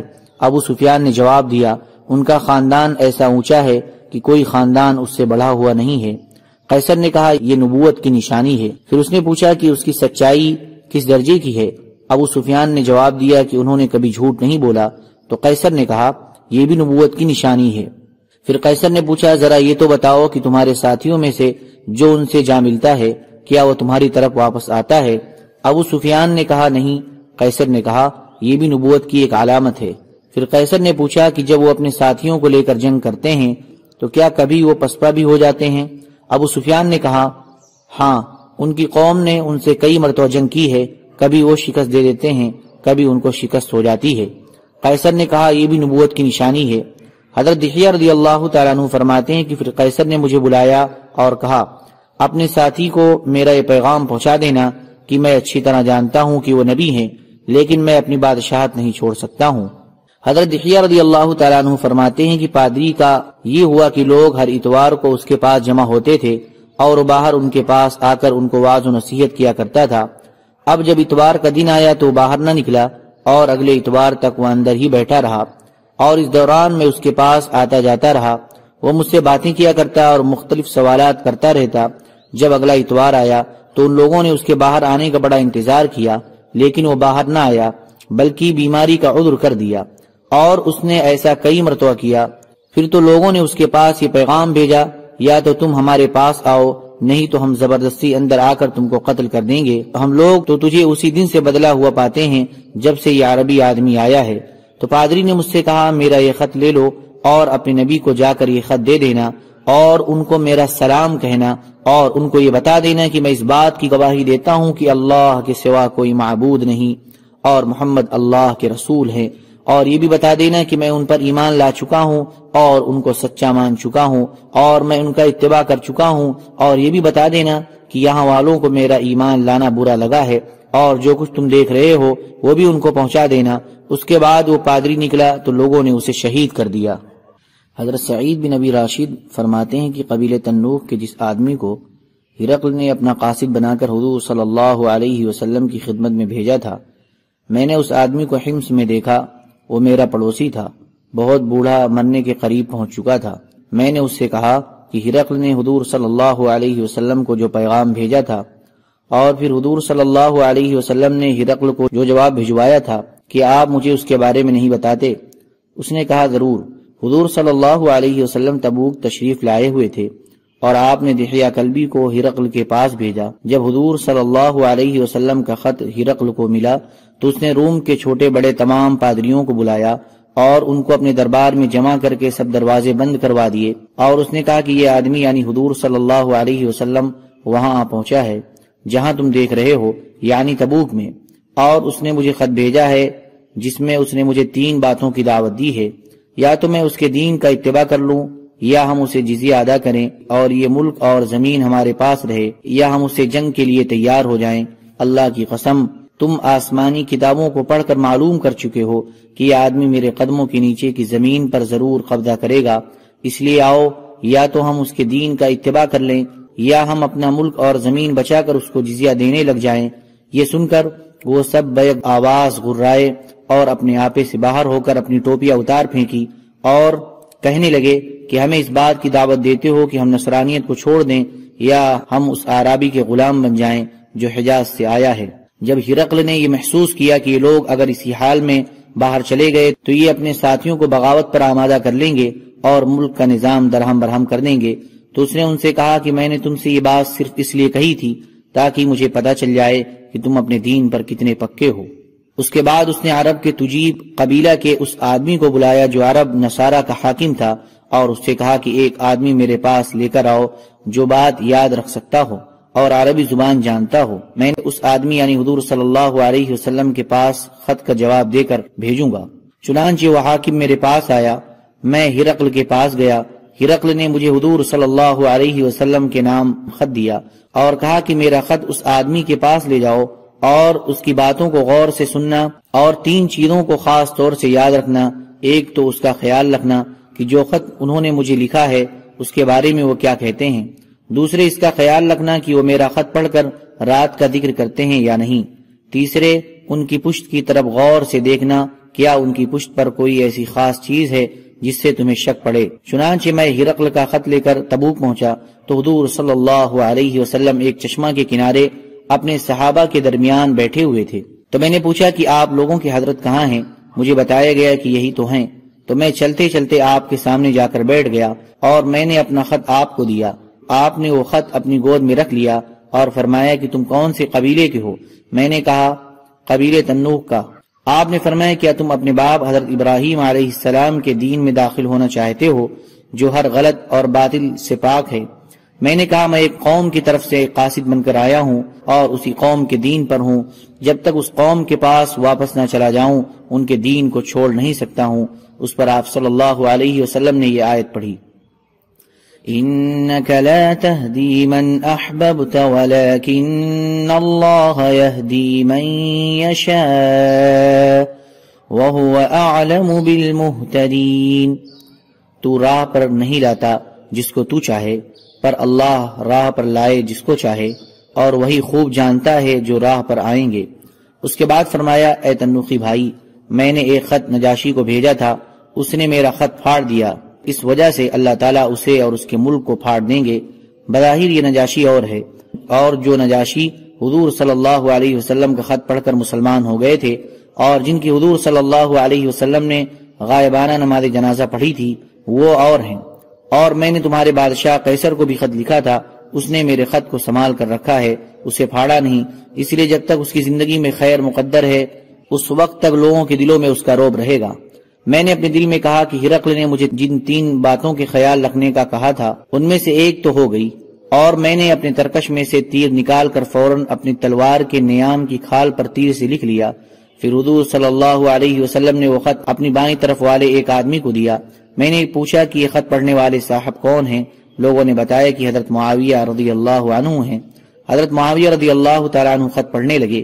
ہرقل کے اس خط میں یہ مضمون تھا کہ آپ مجھے ایسی جنت کی دعوت دے رہے ہیں جس کی چوڑائی آسمانوں اور زمین کے برابر ہے اور جو متقیوں کے لیے تیار کی گئی ہے۔ جب آسمانوں اور زمین کے برابر جنت ہو گئی تو دوزخ کہاں ہوگی؟ تو آپ نے فرمایا، سبحان اللہ، جب دن آتا ہے تو رات کہاں چلی جاتی ہے۔ میں نے اپنے ترکش میں سے تیر نکال کر اپنی تلوار کے نیام پر اس بات کو بھی لکھ لیا۔ جب آپ میرے خط کو سن چکے تو آپ نے مجھ سے فرمایا، تم میرے قاصد بن کر آئے ہو، تمہارا ہم پر حق ہے، اگر ہمارے پاس تحفے کے طور پر دینے کے لیے کوئی چیز ہوئی تو ہم تمہیں ضرور دیں گے، کیونکہ اس وقت ہم سفر میں ہیں اور زاد راہ بالکل ختم ہو چکا ہے۔ لوگوں میں سے ایک آدمی نے بلند آواز سے کہا، میں اس کو تحفہ دیتا ہوں۔ چنانچہ اس نے اپنا سامان کھولا اور ایک صفوریہ، اردن کے شہر صفورہ کا بنا ہوا جوڑا لا کر انہوں نے میری گود میں رکھ دیا۔ میں نے پوچھا، یہ جوڑا دینے والے صاحب کون ہیں؟ مجھے بتایا گیا کہ حضرت عثمان رضی اللہ عنہ ہیں۔ پھر حضور صلی اللہ علیہ وسلم نے فرمایا، اس قاصد کو کون اپنا مہمان بنائے گا؟ ایک نوجوان انصاری نے کہا، میں بناؤں گا۔ وہ انصاری کھڑے ہوئے تو میں بھی ان کے ساتھ کھڑا ہو گیا۔ جب میں آپ کی مجلس سے باہر چلا گیا تو آپ نے مجھے آواز دی، اے تنوخی بھائی، تو میں واپس آیا اور آپ کے سامنے جہاں پہلے بیٹھا ہوا تھا وہاں آ کر کھڑا ہو گیا۔ آپ نے اپنی پشت مبارک سے چادر اتاری اور فرمایا، جو کام تم کو کہا گیا تھا وہ کام تم ادھر آ کر کر لو، یعنی مہر نبوت دیکھ لو۔ میں گھوم کر حضور صلی اللہ علیہ وسلم کی پشت کی طرف گیا، مجھے کندھے کی نرم ہڈی پر مہر نبوت نظر آئی جو کبوتر کے انڈے کے برابر تھی۔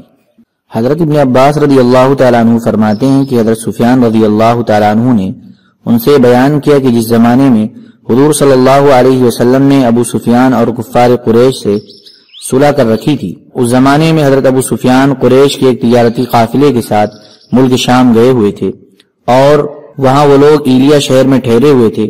ہرقل نے قاصد بھیج کر ان کو اپنے پاس بلایا، چنانچہ یہ لوگ ہرقل کے پاس گئے۔ اس نے ان سب کو اپنے دربار میں بٹھایا اور وہاں روم کے بڑے بڑے سردار بھی تھے، ان کو بھی جمع کیا اور ایک ترجمان کو بلا کر کہا کہ جس آدمی نے نبوت کا دعویٰ کیا ہے تم میں سے کون نسب میں ان کے سب سے زیادہ قریب ہے؟ حضرت ابو سفیان فرماتے ہیں کہ میں نے کہا، میں نسب میں ان کے سب سے زیادہ قریب ہوں۔ تو ہرقل نے کہا، اس آدمی کو میرے قریب کر دو اور اس کے ساتھیوں کو اس کے پیچھے قریب ہی بٹھا دو۔ پھر اس نے اپنے ترجمان سے کہا کہ ان سے کہو کہ میں نبوت کا دعویٰ کرنے والے آدمی کے بارے میں ان سے یعنی ابو سفیان سے پوچھوں گا، اگر یہ مجھ سے غلط بیانی کرے تو تم فوراً ٹوک دینا۔ حضرت ابو سفیان فرماتے ہیں کہ اللہ کی قسم، اگر مجھے یہ خطرہ نہ ہوتا کہ میرے ساتھی مجھے جھوٹا مشہور کر دیں گے تو میں حضور صلی اللہ علیہ وسلم کے بارے میں اس دن ضرور غلط بیانی سے کام لے لیتا۔ پھر ہرقل نے مجھ سے سب سے پہلے یہ سوال کیا کہ اس آدمی کا تمہارے میں نسب کیسا ہے؟ میں نے کہا، وہ ہمارے میں بڑے نسب والا ہے۔ پھر اس نے پوچھا، کیا اس سے پہلے تم میں سے کسی اور نے بھی یہ دعویٰ کیا ہے؟ میں نے کہا نہیں۔ پھر اس نے پوچھا، کیا اس کے آبا و اجداد میں کوئی بادشاہ گزرا ہے؟ میں نے کہا نہیں۔ پھر اس نے پوچھا، کیا بڑے اور طاقتور لوگوں نے اس کا اتباع کیا ہے یا چھوٹے اور کمزور لوگوں نے؟ میں نے کہا، چھوٹے اور کمزور لوگوں نے۔ پھر اس نے پوچھا ان کے ماننے والوں کی تعداد بڑھ رہی ہے یا گھٹ رہی ہے؟ میں نے کہا بڑھ رہی ہے۔ پھر اس نے پوچھا کہ کیا ان کے ماننے والوں میں سے کوئی ان کے دین میں داخل ہونے کے بعد ان کے دین کو برا سمجھ کر مرتد ہوا ہے؟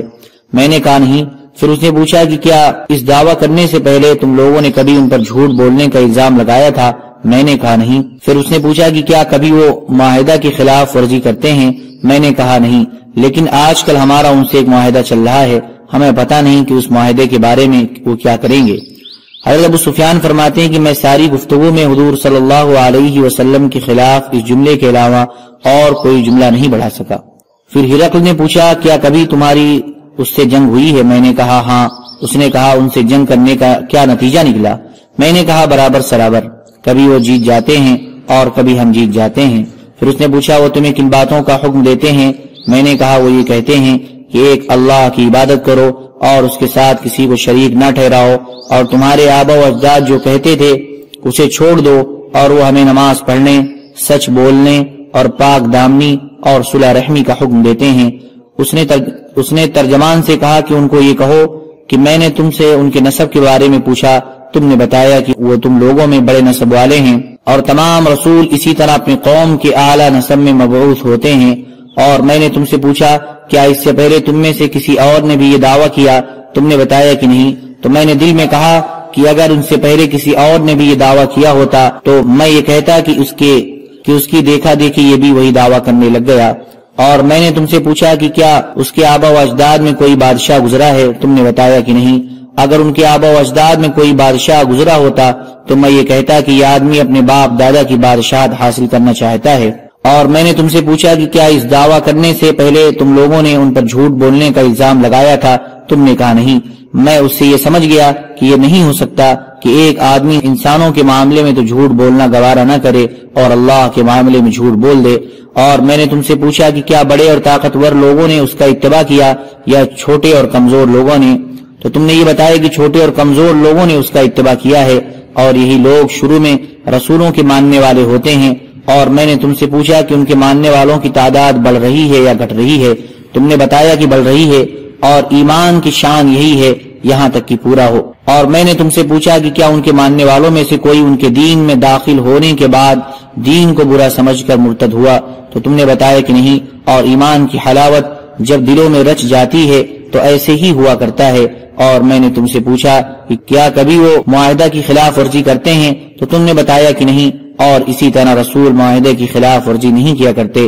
اور میں نے تم سے پوچھا کہ وہ تمہیں کن باتوں کا حکم دیتے ہیں؟ تو تم نے بتایا کہ وہ تمہیں اس بات کا حکم دیتے ہیں کہ تم اللہ کی عبادت کرو اور اس کے ساتھ کسی چیز کو شریک نہ ٹھہراؤ، اور وہ تمہیں بتوں کی عبادت سے روکتے ہیں، اور تمہیں نماز پڑھنے اور سچ بولنے اور پاک دامنی کا حکم دیتے ہیں۔ یہ ساری باتیں جو تم نے کہی ہیں اگر یہ سچ ہیں تو یاد رکھو کہ وہ اس جگہ کے بھی مالک ہو کر رہیں گے جو میرے دونوں قدموں کے نیچے ہے۔ مجھے یہ معلوم تھا کہ وہ ظاہر ہونے والے ہیں، لیکن میرا یہ خیال نہیں تھا کہ وہ تم لوگوں میں سے ہوں گے۔ اگر مجھے یہ معلوم ہوتا کہ میں ان تک پہنچ سکتا ہوں تو میں ان کی ملاقات کے لیے سارا زور لگا دیتا، اور اگر میں آپ کے پاس ہوتا تو آپ کے دونوں پیر دھوتا۔ پھر اس نے حضور صلی اللہ علیہ وسلم کا وہ خط منگوایا جو حضرت دحیہ رضی اللہ تعالی عنہ لے کر حاکم بصرہ کے پاس آئے تھے، اور حاکم بصرہ نے وہ خط ہرقل تک پہنچایا تھا۔ اس خط میں یہ مضمون تھا: بسم اللہ الرحمن الرحیم، اللہ کے رسول محمد بن عبداللہ کی طرف سے ہرقل کے نام جو روم کا بڑا ہے، اس پر سلامتی ہو جس نے ہدایت کو اختیار کیا۔ اما بعد، میں تم کو اسلام کی دعوت دیتا ہوں، مسلمان ہو جاؤ، سلامتی پالو گے اور اللہ تعالیٰ تم کو دگنا اجر عطا فرمائیں گے، اور اگر تم نے اسلام سے منہ پھیر لیا تو تمہاری رعایا کا گناہ بھی تم پر ہوگا۔ اور اے اہل کتاب، آؤ اس کلمے کی طرف جو ہمارے اور تمہارے درمیان برابر ہے، اور وہ یہ ہے کہ ہم صرف اللہ کی عبادت کریں اور اس کے ساتھ کسی چیز کو شریک نہ کریں، اور ہم اللہ کے لیے ایک دوسرے کو خدا نہ بنائیں۔ اگر اہل کتاب اس دعوت سے منہ پھیر لیں تو اے مسلمانوں تم کہہ دو کہ ہم تو یقیناً مسلمان ہیں۔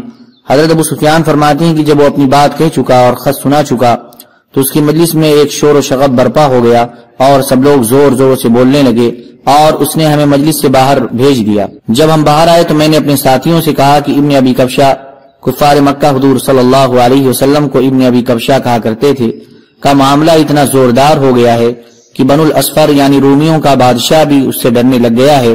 اس کے بعد مجھے پختہ یقین ہو گیا تھا کہ حضور صلی اللہ علیہ وسلم غالب ہو کر رہیں گے حتیٰ کہ اللہ نے مجھے اسلام سے نواز دیا۔ زہری کہتے ہیں کہ ابن ناطور ایلیا کا حاکم اور ہرقل کا دوست اور شام کے نصارہ کا بڑا پادری تھا۔ اس نے بیان کیا کہ ہرقل جب ایلیا یعنی بیت المقدس آیا ہوا تھا تو ایک دن صبح کے وقت بڑا پریشان اور کبیدہ خاطر تھا، تو اس سے اس کے ایک بڑے پادری نے کہا کہ آپ کی طبیعت ٹھیک معلوم نہیں ہو رہی ہے۔ ابن ناطور کا بیان ہے کہ ہرقل نجومی تھا اور ستاروں کا حساب جانتا تھا۔ پادری کے پوچھنے پر اس نے یہ بتایا کہ ستاروں میں غور کرنے سے مجھے پتا چلا ہے کہ ختنہ والے بادشاہ کا دنیا میں ظہور ہو چکا ہے، تم یہ بتلاؤ کہ لوگوں میں سے کس قوم میں ختنے کا رواج ہے؟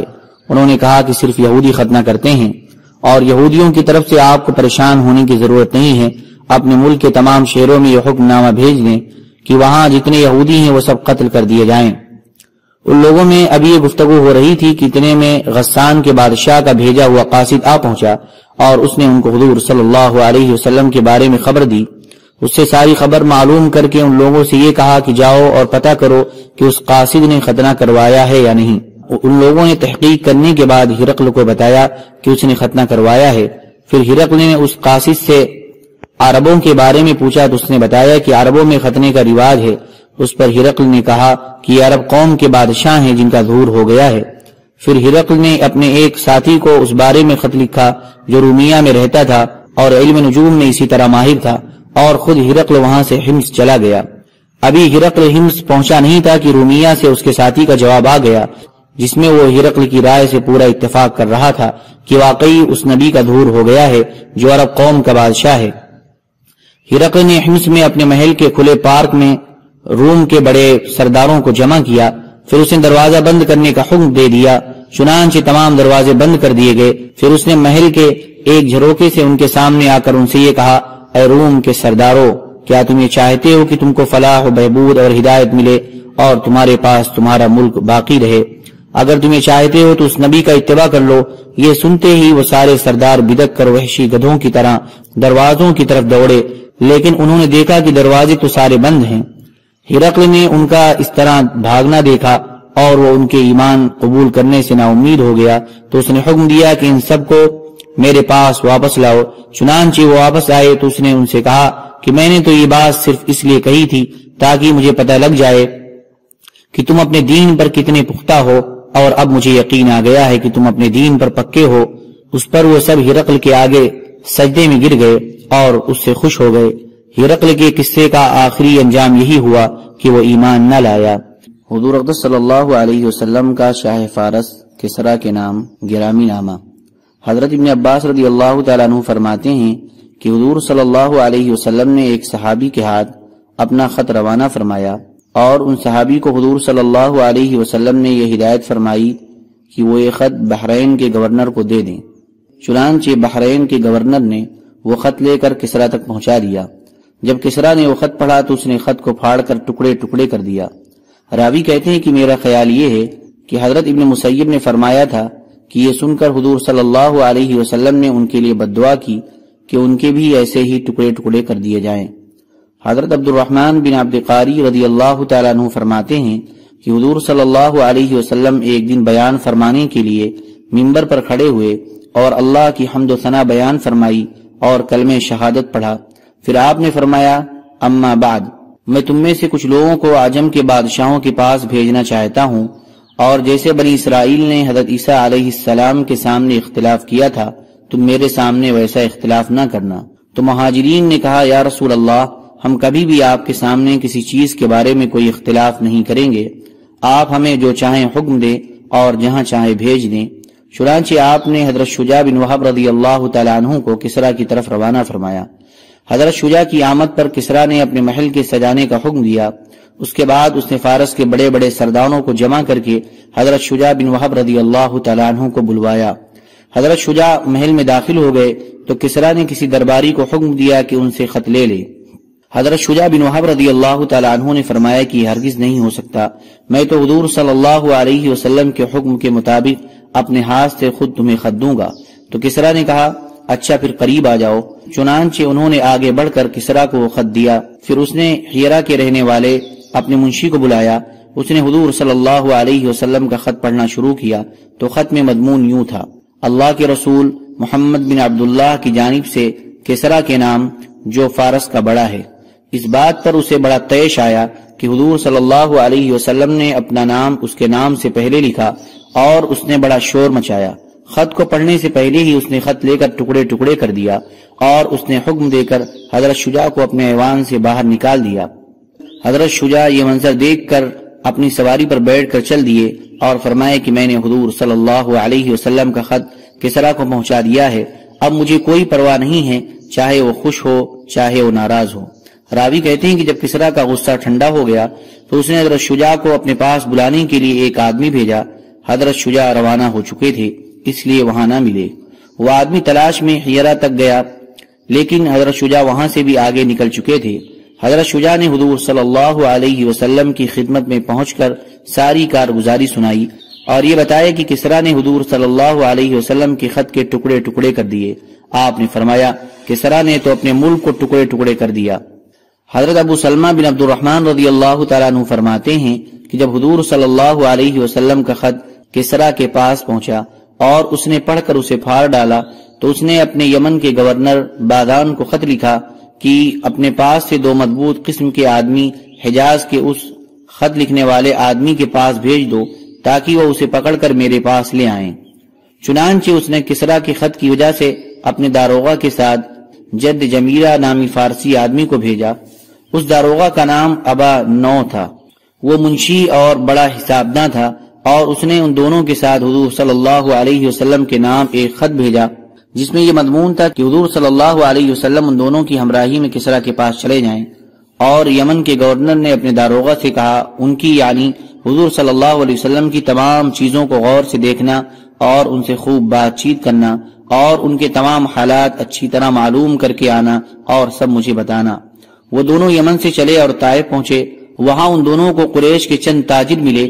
انہوں نے تاجروں سے حضور صلی اللہ علیہ وسلم کے بارے میں دریافت کیا تو ان تاجروں نے بتایا کہ حضور صلی اللہ علیہ وسلم یثرب میں یعنی مدینہ میں ہیں۔ حضور صلی اللہ علیہ وسلم کو کسرا کے پاس لے جانے کے لیے ان دونوں سپاہیوں کے آنے سے وہ تاجر بڑے خوش ہوئے اور کہنے لگے کہ اب تو حضور صلی اللہ علیہ وسلم کے مقابلہ میں کسرا کھڑا ہو گیا ہے، لہذا اب حضور صلی اللہ علیہ وسلم سے نمٹنے کے لیے تمہیں کچھ کرنے کی ضرورت نہیں ہے۔ وہ دونوں وہاں سے چلے حتیٰ کہ مدینہ پہنچ گئے اور ابانو نے حضور صلی اللہ علیہ وسلم سے کہا کہ کسرا نے یمن کے گورنر بادان کو خط بھیجا ہے کہ وہ بادان آپ کے پاس چند سپاہیوں کو بھیج دیں جو آپ کو کسرا کے پاس پہنچا دیں۔ چنانچہ بادان نے ہمیں اسی غرض سے بھیجا ہے تاکہ آپ ہمارے ساتھ کسرا کے پاس چلیں۔ حضور صلی اللہ علیہ وسلم نے فرمایا اب تو تم دونوں واپس چلے جاؤ، کل میرے پاس آنا۔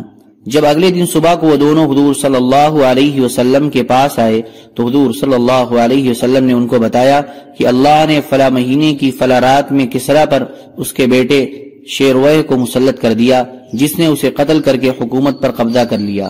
ان دونوں نے کہا کہ آپ سوچ سمجھ کر بول رہے ہیں، کیا یہ بات ہم بادان کو لکھ کر دیں؟ آپ نے فرمایا ہاں لکھ دو، اور اس کو یہ بھی کہہ دینا کہ اگر وہ مسلمان ہو جائے گا تو جتنا علاقہ اس کے قبضے میں ہے سب اسے ہی دے دوں گا۔ پھر آپ نے جد جمیرہ کو ایک پٹکا دیا جو آپ کو ہدیہ میں ملا تھا اور اس میں سونا چاندی تھا۔ ان دونوں نے یمن واپس آ کر بادان کو ساری بات بتائی۔ بادان نے کہا کہ اللہ کی قسم یہ کسی بادشاہ کا کلام نہیں معلوم ہوتا، اور جو کچھ انہوں نے کہا ہے ہم اس کی تحقیق کر لیتے ہیں۔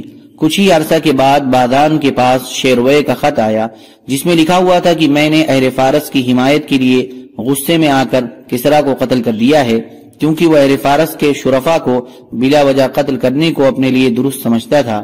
اپنے علاقے کے تمام لوگوں سے میری اطاعت کا عہد لے لو، اور جس آدمی یعنی حضور صلی اللہ علیہ وسلم کی گرفتاری کا کسرا نے تمہیں خط لکھا تھا اب اس آدمی کو کچھ نہ کہو۔ جب بادان نے شیروے کا خط پڑھا تو اس نے کہا کہ یہ آدمی یعنی حضور صلی اللہ علیہ وسلم تو یقیناً اللہ کے بھیجے ہوئے نبی ہیں، اور وہ بھی مسلمان ہو گیا، اور یمن میں جتنے فارسی شہزادے رہتے تھے وہ بھی مسلمان ہو گئے۔ ابن اسحاق بیان کرتے ہیں کہ حضور صلی اللہ علیہ وسلم نے اپنا خط دے کر حضرت عبداللہ بن حذافہ رضی اللہ تعالیٰ عنہ کو کسرا کے پاس بھیجا۔ اس خط میں آپ نے کسرا کو اسلام کی دعوت دی تھی۔ جب کسرا نے وہ خط پڑھا تو اسے پھاڑ دیا۔ پھر اس نے یمن میں اپنے گورنر بادان کو خط لکھا۔ آگے سابقہ حدیث جیسا مضمون ہے، اور اس میں یہ بھی ہے کہ وہ دونوں آدمی مدینہ پہنچے اور بابویہ نے حضور صلی اللہ علیہ وسلم سے یہ بات کہی کہ شہنشاہ کسریٰ نے نواب بادان کو خط لکھ کر یہ حکم دیا ہے کہ وہ بادان آپ کے پاس آدمی بھیجیں جو آپ کو کسریٰ کے پاس لے جائیں۔ اگر آپ خوشی خوشی چل دیں تو میں آپ کو ایک خط لکھ کر دوں گا جو کسریٰ کے ہاں آپ کے کام آئے گا، اور اگر آپ جانے سے انکار کرتے ہیں تو کسریٰ آپ کو اور آپ کی قوم کو ہلاک کر دے گا اور آپ کے تمام علاقے کو برباد کر دے گا۔ آپ نے ان سے فرمایا ابھی تم واپس چلے جاؤ، کل میرے پاس آنا۔ آگے سابقہ حدیث جیسا مضمون ہے۔ حضرت زید بن ابی حبیب رضی اللہ عنہ فرماتے ہیں کہ حضور صلی اللہ علیہ وسلم نے حضرت عبداللہ بن حذافہ رضی اللہ تعالی عنہ کو شاہ فارس کسریٰ بن ہرمز کے پاس بھیجا اور ان کو یہ خط لکھ کر دیا، بسم اللہ الرحمن الرحیم، محمد رسول اللہ کی جانب سے کسریٰ کے نام جو فارس کا بڑا ہے، سلامتی ہو اس انسان پر جو ہدایت کا اتباع کرے اور اللہ اس کے رسول پر ایمان لائے اور اس بات کی گواہی دے کہ اللہ وحدہ لا شریک کے علاوہ کوئی معبود نہیں اور محمد اس کے بندے اور رسول ہیں۔ میں تمہیں اللہ کی طرف دعوت دیتا ہوں کیونکہ میں دنیا کے تمام انسانوں کی طرف بھیجا ہوا اللہ کا رسول ہوں، تاکہ میں ہر زندہ کو اللہ سے ڈراؤں اور حجت کافروں پر ثابت ہو جائے۔ اگر تم مسلمان ہو جاؤ گے تو سلامتی پالو گے، اور اگر انکار کرو گے تو تمام آتش پرست مجوسیوں کے ایمان نہ لانے کا گناہ تم پر ہوگا۔ راوی کہتے ہیں کہ کسریٰ نے جب حضور صلی اللہ علیہ وسلم کا خط پڑھا تو اسے پھاڑ ڈالا اور غصے میں آ کر کہا کہ میرا غلام ہو کر مجھے ایسا خط لکھتا ہے۔ پھر کسریٰ نے بادان کو خط لکھا۔ آگے راوی نے ابن اسحاق جیسا مضمون بیان کیا ہے اور اس میں یہ اضافہ بھی ہے کہ وہ دونوں سپاہی جب حضور صلی اللہ علیہ وسلم کی خدمت میں آئے تو ان دونوں نے اپنی داڑھیاں مڈواں رکھی تھیں اور مونچھیں بڑھا رکھی تھیں۔ آپ نے ناگواری کے ساتھ ان دونوں کو دیکھا اور فرمائے کہ تمہارا ناس ہو، تمہیں ایسا کرنے کا کس نے حکم دیا؟ تو ان دونوں نے فرمایا کہ ہمارے رب نے، یعنی کسریٰ نے۔ اس پر آپ نے فرمایا کہ مجھے تو میرے رب نے داڑھی بڑھانے اور مونچھ کتروانے کا حکم دیا ہے۔ حضرت ابو بکر رضی اللہ تعالیٰ عنہ فرماتے ہیں کہ جب حضور صلی اللہ علیہ وسلم مبعوث ہوئے تو کسریٰ نے یمن اور اس کے آس پاس کے علاقے عرب کے اپنے گورنر بادان کو یہ پیغام بھیجا کہ مجھے یہ خبر پہنچی ہے کہ تمہارے علاقے میں ایک ایسا آدمی ظاہر ہوا ہے جو اپنے نبی ہونے کا دعویٰ کرتا ہے، اس سے کہہ دو یا تو وہ اس سے باز آ جائے ورنہ میں اس کی طرف ایک ایسا لشکر بھیجوں گا جو اسے اور اس کی قوم کو قتل کر ڈالے گا۔ راوی کہتے ہیں کہ بادان کے قاصد نے حضور صلی اللہ علیہ وسلم کی خدمت میں پہنچ کر یہ سارا پیغام پہنچایا۔ آپ نے اس سے فرمایا کہ اگر یہ دعوی نبوت میں نے اپنی طرف سے کیا ہوتا تو میں اسے چھوڑ دیتا، وہ تو مجھے اللہ عز و جل نے مبعوث فرمایا ہے اور اس کام پر لگایا ہے۔ وہ قاصد آپ کے یہاں ٹھہر گیا۔ حضور صلی اللہ علیہ وسلم نے اس سے فرمایا کہ میرے رب نے کسریٰ کو قتل کر دیا اور آج کے بعد کسی کا لقب کسریٰ نہ ہوگا، اور قیصر کو قتل کر دیا اور آج کے بعد کسی کا لقب قیصر نہ ہوگا۔ چنانچہ قاصد نے وہ گھڑی اور وہ دن اور وہ مہینہ لکھ لیا جس میں آپ نے یہ بات بتائی تھی، اور پھر وہ بازان کے پاس واپس چلا گیا تو وہاں پہنچ کر معلوم ہوا کہ واقعی کسریٰ مر چکا ہے اور قیصر قتل ہو چکا ہے۔ حضرت دحیہ کلبی رضی اللہ تعالیٰ عنہ فرماتے ہیں کہ مجھے حضور صلی اللہ علیہ وسلم نے خط دے کر قیصر کے پاس بھیجا۔ آگے ویسی حدیث ذکر کی ہے جیسے کہ صفحہ نمبر 171 پر حضور صلی اللہ علیہ وسلم کے قیصر کے نام خط کے بارے میں گزر چکی ہے، اور اس کے آخر میں یہ مضمون ہے۔ پھر حضرت دحیہ رضی اللہ تعالیٰ عنہ حضور صلی اللہ علیہ وسلم کی خدمت میں واپس آئے تو وہاں کسریٰ کے صنعاء علاقے کے جو گورنر تھے ان کی طرف سے قاصد آئے ہوئے تھے، اور کسریٰ نے صنعاء کے گورنر کو دھمکی آمیز خط لکھا تھا اور بڑے زور سے لکھا تھا کہ تم اس آدمی کا، یعنی حضور صلی اللہ علیہ وسلم کا کام تمام کر دو، نعوذ باللہ من ذالک، جو تمہارے علاقے میں ظاہر ہوا ہے، اور وہ مجھے اس بات کی دعوت دے رہا ہے کہ یا تو میں اس کا دین قبول کر لوں، نہیں تو میں اس کو جزیہ دینے لگ جاؤں، اور اگر تم نے اس کا کام تمام نہ کیا تو میں تم کو قتل کر دوں گا اور تمہارے ساتھ ایسا ویسا کروں گا۔ چنانچہ صنعاء کے گورنر نے حضور صلی اللہ علیہ وسلم کے پاس 25 آدمی بھیجے جن کو حضرت دحیہ نے حضور صلی اللہ علیہ وسلم کے پاس موجود پایا۔ جب ان کا نمائندہ حضور صلی اللہ علیہ وسلم کو خط سنا چکا تو حضور صلی اللہ علیہ وسلم نے ان کو 15 دن تک کچھ نہ کہا۔ جب 15 دن گزر گئے تو یہ لوگ آپ کے سامنے آئے۔ جب آپ نے ان کو دیکھا تو ان کو بلا لیا اور ان سے فرمائے کہ جا کر اپنے گورنر سے کہہ دو کہ آج رات میرے رب نے اس کے رب کو قتل کر دیا ہے۔ چنانچہ وہ واپس چلے گئے اور اپنے گورنر کو ساری سرگزشت سنائی۔ اس نے کہا کہ اس رات کی تاریخ یاد رکھو، اور یہ بھی کہا کہ مجھے بتاؤ کہ تم نے ان کو یعنی حضور صلی اللہ علیہ وسلم کو کیسا پایا؟ تو انہوں نے کہا کہ ہم نے ان سے زیادہ برکت والا کوئی بادشاہ نہیں دیکھا، وہ عام لوگوں میں بلا خوف و خطر چلتے پھرتے ہیں، ان کا لباس معمولی اور سیدھا سادہ ہے، ان کا کوئی پہرے دار اور محافظ نہیں، ان کے سامنے لوگ اپنی آواز بلند نہیں کرتے۔ حضرت دحیہ رضی اللہ تعالیٰ عنہ فرماتے ہیں کہ پھر یہ خبر آ گئی کہ کسریٰ ٹھیک اسی رات قتل کیا گیا جو رات آپ نے بتائی تھی۔ حضور صلی اللہ علیہ وسلم کا شاہ اسکندریہ مقوقس کے نام گرامی نامہ۔ حضرت عبداللہ بن عبد قاری رضی اللہ تعالیٰ عنہ فرماتے ہیں کہ حضور صلی اللہ علیہ وسلم نے حضرت حاتب بن ابی بلتع رضی اللہ عنہ کو شاہ اسکندریہ مقوقس کے پاس بھیجا۔ وہ حضور صلی اللہ علیہ وسلم کا خط لے کر ان کے پاس پہنچے۔ مقوقس نے حضور صلی اللہ علیہ وسلم کے خط کو چوما اور حضرت حاتب کا بہت اکرام کیا اور خوب اچھی طرح ان کی مہمان نوازی کی اور واپس بھیجتے ہوئے ان کا بڑا اکرام کیا، اور حضرت حاتب کے ساتھ ایک جوڑا کپڑا اور زین سمیت ایک خچر اور 2 باندیاں ہدیہ میں حضور صلی اللہ علیہ وسلم کی خدمت میں بھیجی۔ ان باندیوں میں سے ایک ماریہ قبطیہ رضی اللہ عنہا ہیں جو حضرت ابراہیم رضی اللہ عنہ کی والدہ تھیں، اور دوسری باندی حضور صلی اللہ علیہ وسلم نے حضرت محمد بن قیس عبدی رضی اللہ عنہ کو دے دی تھی۔ حضرت حاتب بن ابی بلتع رضی اللہ تعالیٰ عنہ فرماتے ہیں کہ مجھے حضور صلی اللہ علیہ وسلم نے شاہ اسکندریہ مقوقس کے پاس بھیجا۔ میں حضور صلی اللہ علیہ وسلم کا خط لے کر ان کے پاس گیا۔ اس نے مجھے اپنے محل میں ٹھہرایا۔ اس نے اپنے تمام بڑے پادریوں کو جمع کیا اور مجھے بلا کر کہا، میں تم سے کچھ باتیں پوچھنا چاہتا ہوں تو تم میری باتیں اچھی طرح سمجھ لو۔ حضرت حاتب رضی اللہ عنہ فرماتے ہیں کہ میں نے کہا ضرور پوچھو۔ تو اس نے کہا، مجھے اپنے حضرت کے بارے میں بتاؤ کہ کیا وہ نبی نہیں ہیں؟ میں نے کہا ہیں، بلکہ وہ تو اللہ کے رسول بھی ہیں۔ اس نے کہا، جب وہ اللہ کے رسول تھے تو ان کو ان کی قوم نے ان کے شہر مکہ سے نکالا تو انہوں نے اپنی قوم کے لیے بد دعا کیوں نہیں کی؟ میں نے کہا، کیا تم اس بات کی گواہی نہیں دیتے کہ حضرت عیسیٰ علیہ السلام اللہ کے رسول ہیں؟ اس نے کہا، ہاں میں گواہی دیتا ہوں۔ تو میں نے کہا کہ جب ان کو ان کی قوم نے پکڑا اور وہ ان کو سولی دینا چاہتے تھے لیکن اللہ تعالیٰ نے ان کو آسمان دنیا کی طرف اٹھا لیا تو انہوں نے اپنی قوم کے ہلاک ہونے کی بد دعا کیوں نہیں کی؟ اس نے مجھ سے کہا کہ تم تو بڑے عقل مند اور سمجھدار ہو اور عقل مند اور سمجھدار انسان کے پاس سے آئے ہو، اور یہ چند ہدیے ہیں جو میں تمہارے ساتھ حضرت محمد صلی اللہ علیہ وسلم کی خدمت میں بھیج رہا ہوں، اور تمہارے ساتھ چند محافظ بھی بھیجوں گا جو تمہیں تمہارے محفوظ علاقے تک بحفاظت پہنچا کر واپس آئیں گے۔ چنانچہ اس نے حضور صلی اللہ علیہ وسلم کی خدمت میں 3 باندیاں بھیجی، جن میں سے ایک حضور صلی اللہ علیہ وسلم کے صاحبزادے حضرت ابراہیم رضی اللہ عنہ کی والدہ تھیں۔ دوسری باندی حضور صلی اللہ علیہ وسلم نے حضرت حسان بن ثابت رضی اللہ عنہ کو دے دی تھی، اور مقوقس نے اپنے علاقے کے نایاب اور خاص قسم کے تحفے بھی حضور صلی اللہ علیہ وسلم کی خدمت میں بھیجے۔ حضور صلی اللہ علیہ وسلم کا اہل نجران کے نام گرامی نامہ۔ عبد یسوع کے دادا پہلے عیسائی تھے، بعد میں مسلمان ہوئے۔ وہ بیان کرتے ہیں کہ سورہ طاسین سلیمان یعنی سورہ نمل کے نازل ہونے سے پہلے حضور صلی اللہ علیہ وسلم نے اہل نجران کو یہ خط لکھا۔ مطلب یہ ہے کہ اس سورت میں بسم اللہ الرحمن الرحیم کا ذکر ہے، اس لیے اس سورت کے نازل ہونے کے بعد حضور صلی اللہ علیہ وسلم اپنے خطبوں کے شروع میں بسم اللہ الرحمن الرحیم لکھنے لگے۔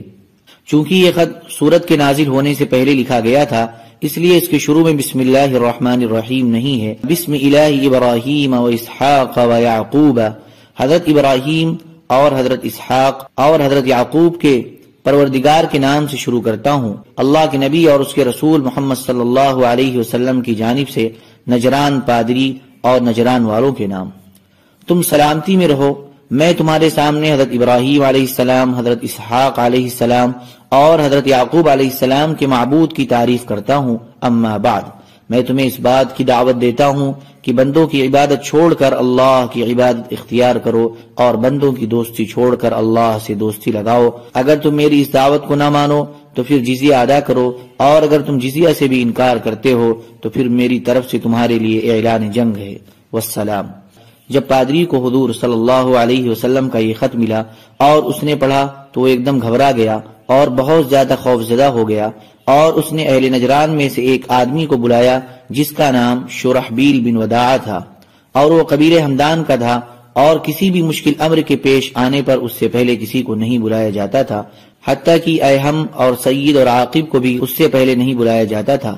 یہ تینوں ان کے اہم عہدوں کے نام ہیں۔ شرحبیل کے آنے پر پادری نے اس کو حضور صلی اللہ علیہ وسلم کا خط دیا۔ اس نے غور سے خط پڑھا۔ پادری نے پوچھا، اے ابو مریم، اس خط کے بارے میں تمہاری کیا رائے ہے؟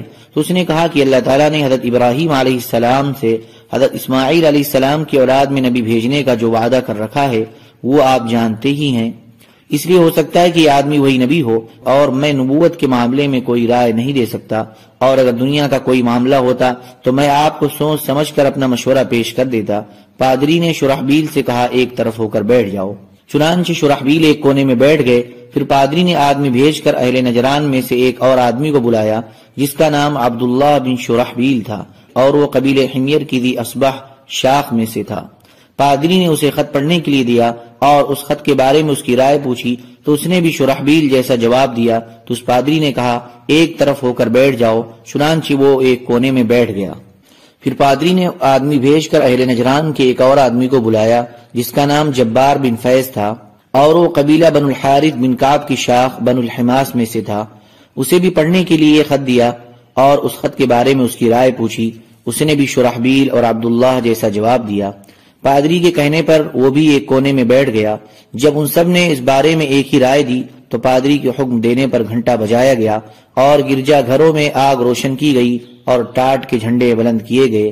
دن میں جب گھبراہٹ کی بات پیش آتی تو وہ لوگ ایسا ہی کیا کرتے، اور اگر رات کو گھبراہٹ کی بات پیش آتی تو صرف گھنٹا بجاتے اور گرجا گھروں میں آگ روشن کرتے۔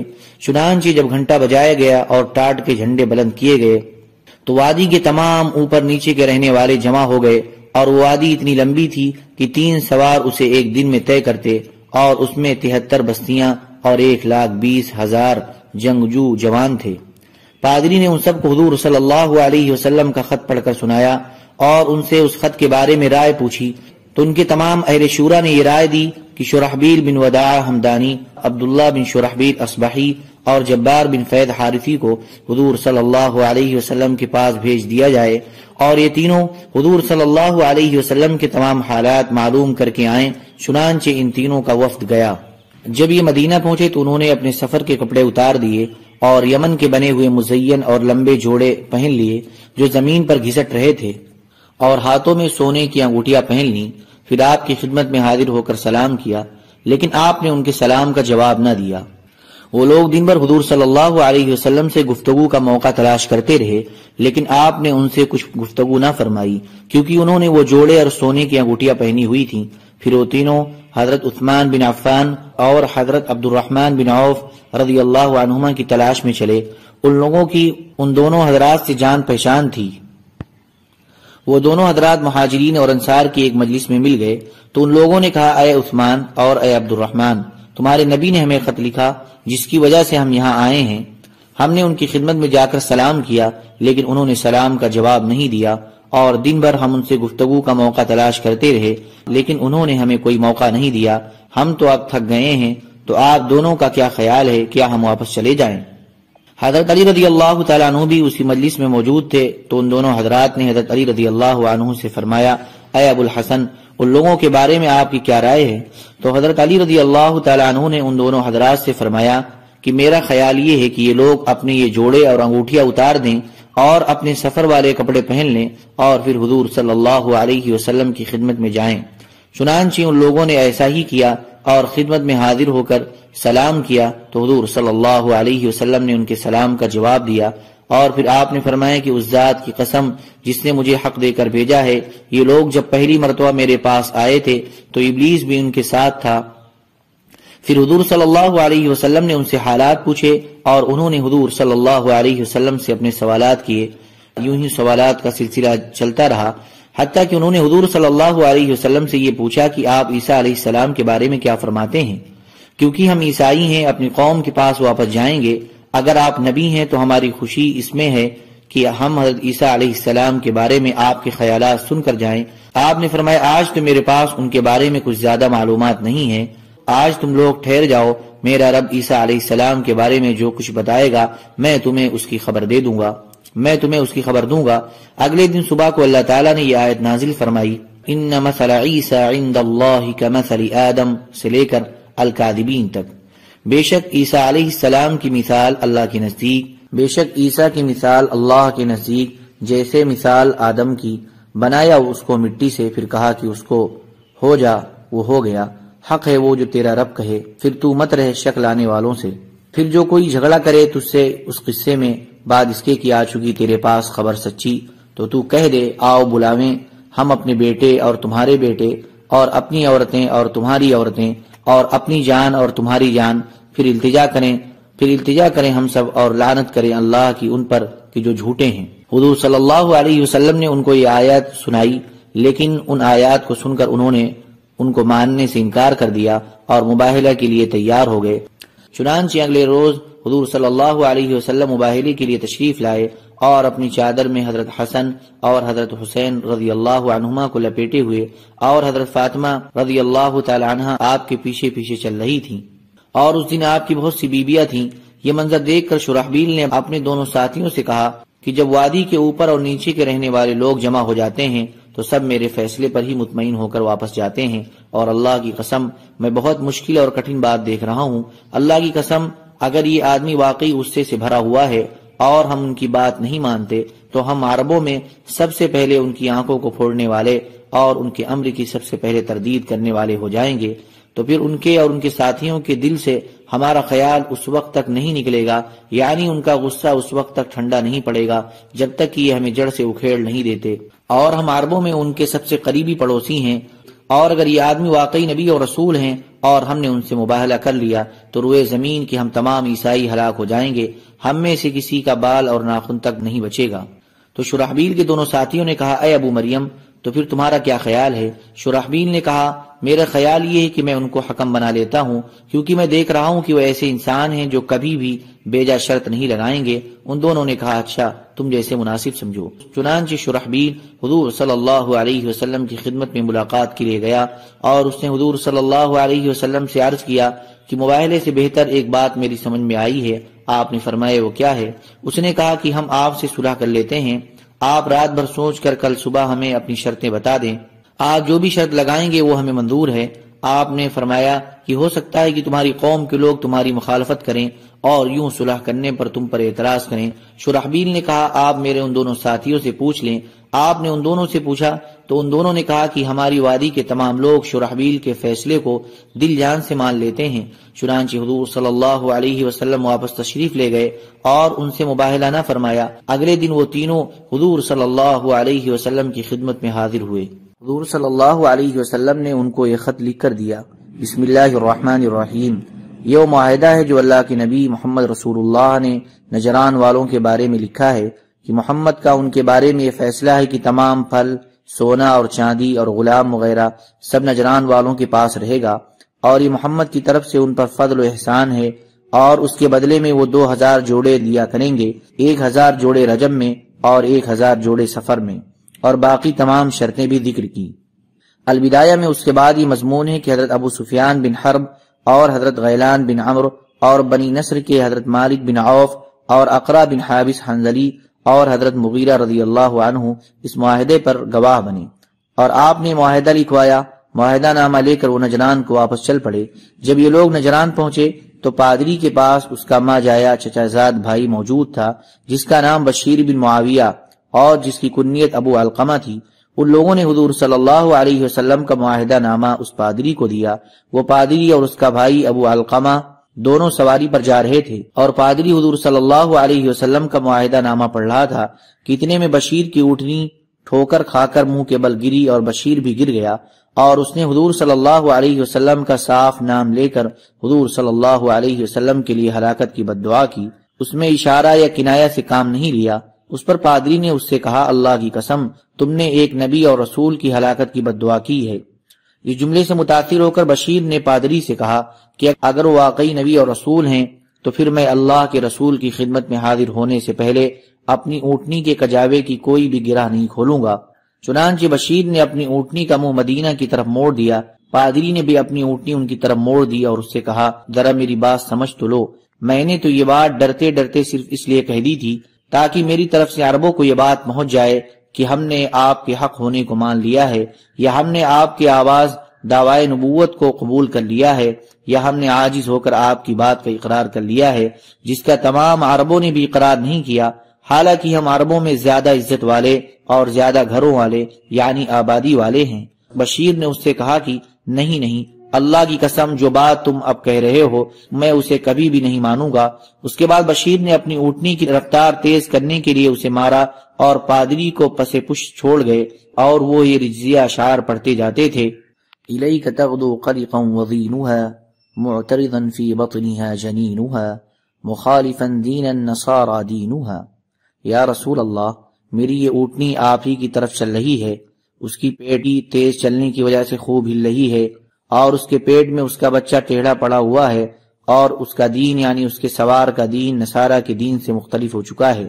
چنانچہ بشیر حضور صلی اللہ علیہ وسلم کی خدمت میں پہنچ کر مسلمان ہو گئے، اور پھر زندگی بھر حضور صلی اللہ علیہ وسلم کے ساتھ رہے، یہاں تک کہ ایک غزوہ میں وہ شہید ہو گئے۔ بہرحال وہ تینوں آدمیوں کا وفد نجران کے علاقے میں پہنچا۔ پھر یہ وفد ابن ابی شمر زبیدی راہب کے پاس گیا، جو کہ اپنے گرجے کے اوپر خلوت خانے میں تھا، اور وفد نے اسے یہ بتایا کہ تہامہ میں ایک نبی مبعوث ہوئے ہیں، اور پھر انہوں نے اس راہب کو اپنے سفر کی کارگزاری سنائی کہ وہ حضور صلی اللہ علیہ وسلم کی خدمت میں گئے۔ حضور صلی اللہ علیہ وسلم نے ان کو مباہلہ کی دعوت دی، لیکن انہوں نے مباہلہ کرنے سے انکار کر دیا، اور بشیر بن معاویہ حضور صلی اللہ علیہ وسلم کی خدمت میں جا کر مسلمان ہو چکا ہے۔ تو اس راہب نے کہا مجھے اس بالا خانے سے نیچے اتار دو، ورنہ میں اپنے آپ کو نیچے گرا دوں گا۔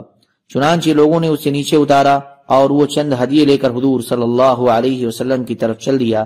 ان ہدیوں میں وہ چادر بھی تھی جو خلفاء اڑا کرتے تھے، اور ایک پیالہ اور ایک لاٹھی بھی تھی، اور کافی عرصہ تک حضور صلی اللہ علیہ وسلم کی خدمت میں ٹھہر کر وحی کو سنتا رہا، لیکن اس کے مقدر میں اسلام نہیں تھا، اور جلد واپس آنے کا وعدہ کر کے اپنی قوم کی طرف چلا گیا، لیکن حضور صلی اللہ علیہ وسلم کی خدمت میں واپس آنا بھی اس کے مقدر میں نہیں تھا، یہاں تک کہ حضور صلی اللہ علیہ وسلم کا انتقال ہو گیا۔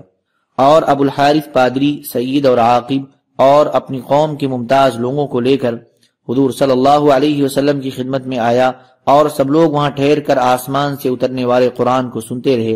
حضور صلی اللہ علیہ وسلم نے نجران کے اس پادری کے لیے اور دوسرے پادریوں کے لیے تحریر لکھ کر دی، بسم اللہ الرحمن الرحیم۔ اللہ کے نبی محمد کی طرف سے یہ تحریر ابو الحارث پادری اور نجران کے دوسرے پادریوں اور کاہنوں اور راہبوں کے لیے ہے۔ تھوڑی یا زیادہ جتنی چیزیں ان کے قبضے میں ہیں وہ سب انہی کے پاس رہیں گی، ان سب کو اللہ اور اس کے رسول نے اپنی پناہ میں لے لیا ہے۔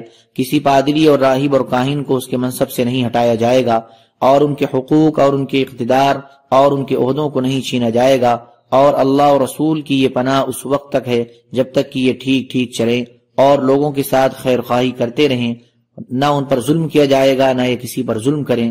حضرت مغیرہ بن شعبہ رضی اللہ تعالیٰ عنہ نے یہ تحریر لکھی تھی۔ حضور صلی اللہ علیہ وسلم کا بکر بن وائل کے نام گرامی نامہ۔ حضرت مرثد بن ذبیان رضی اللہ تعالیٰ عنہ فرماتے ہیں کہ ہمارے پاس حضور صلی اللہ علیہ وسلم کا خط آیا، ہمیں اپنے قبیلہ میں ایسا کوئی آدمی نہ ملا جو خط پڑھ سکے، چنانچہ قبیلہ بنو ذبیعہ کے ایک آدمی نے وہ خط ہمیں پڑھ کر سنایا۔ خط کا مضمون یہ تھا، یہ خط اللہ کے رسول صلی اللہ علیہ وسلم کی طرف سے بکر بن وائل کے نام ہے، تم لوگ مسلمان ہو جاؤ سلامتی پالو گے۔ حضور صلی اللہ علیہ وسلم کا بنو جذامہ کے نام گرامی نامہ۔ حضرت معبد جذامی رضی اللہ تعالیٰ عنہ فرماتے ہیں کہ حضرت رفاعہ بن زید جذامی رضی اللہ عنہ حضور صلی اللہ علیہ وسلم کی خدمت میں گئے، آپ نے ان کو ایک خط لکھ کر دیا جس میں یہ مضمون تھا، یہ خط لکھ کر محمد رسول اللہ نے رفاعہ بن زید کو دیا ہے، میں ان کو اللہ اور رسول کی طرف دعوت دینے کے لیے ان کی قوم اور جو ان میں شمار ہوتے ہیں ان کی طرف بھیج رہا ہوں، اور جو ایمان لائے گا وہ اللہ اور اس کے رسول کی جماعت میں داخل ہو جائے گا، اور جو نہیں لائے گا اسے 2 ماہ کی مہلت ہے۔ جب یہ اپنی قوم کے پاس آئے تو سب نے ان کا کہنا مان لیا۔ سبحان ربک رب العزة عما یصفون وسلام علی المرسلین والحمد للہ رب العالمین۔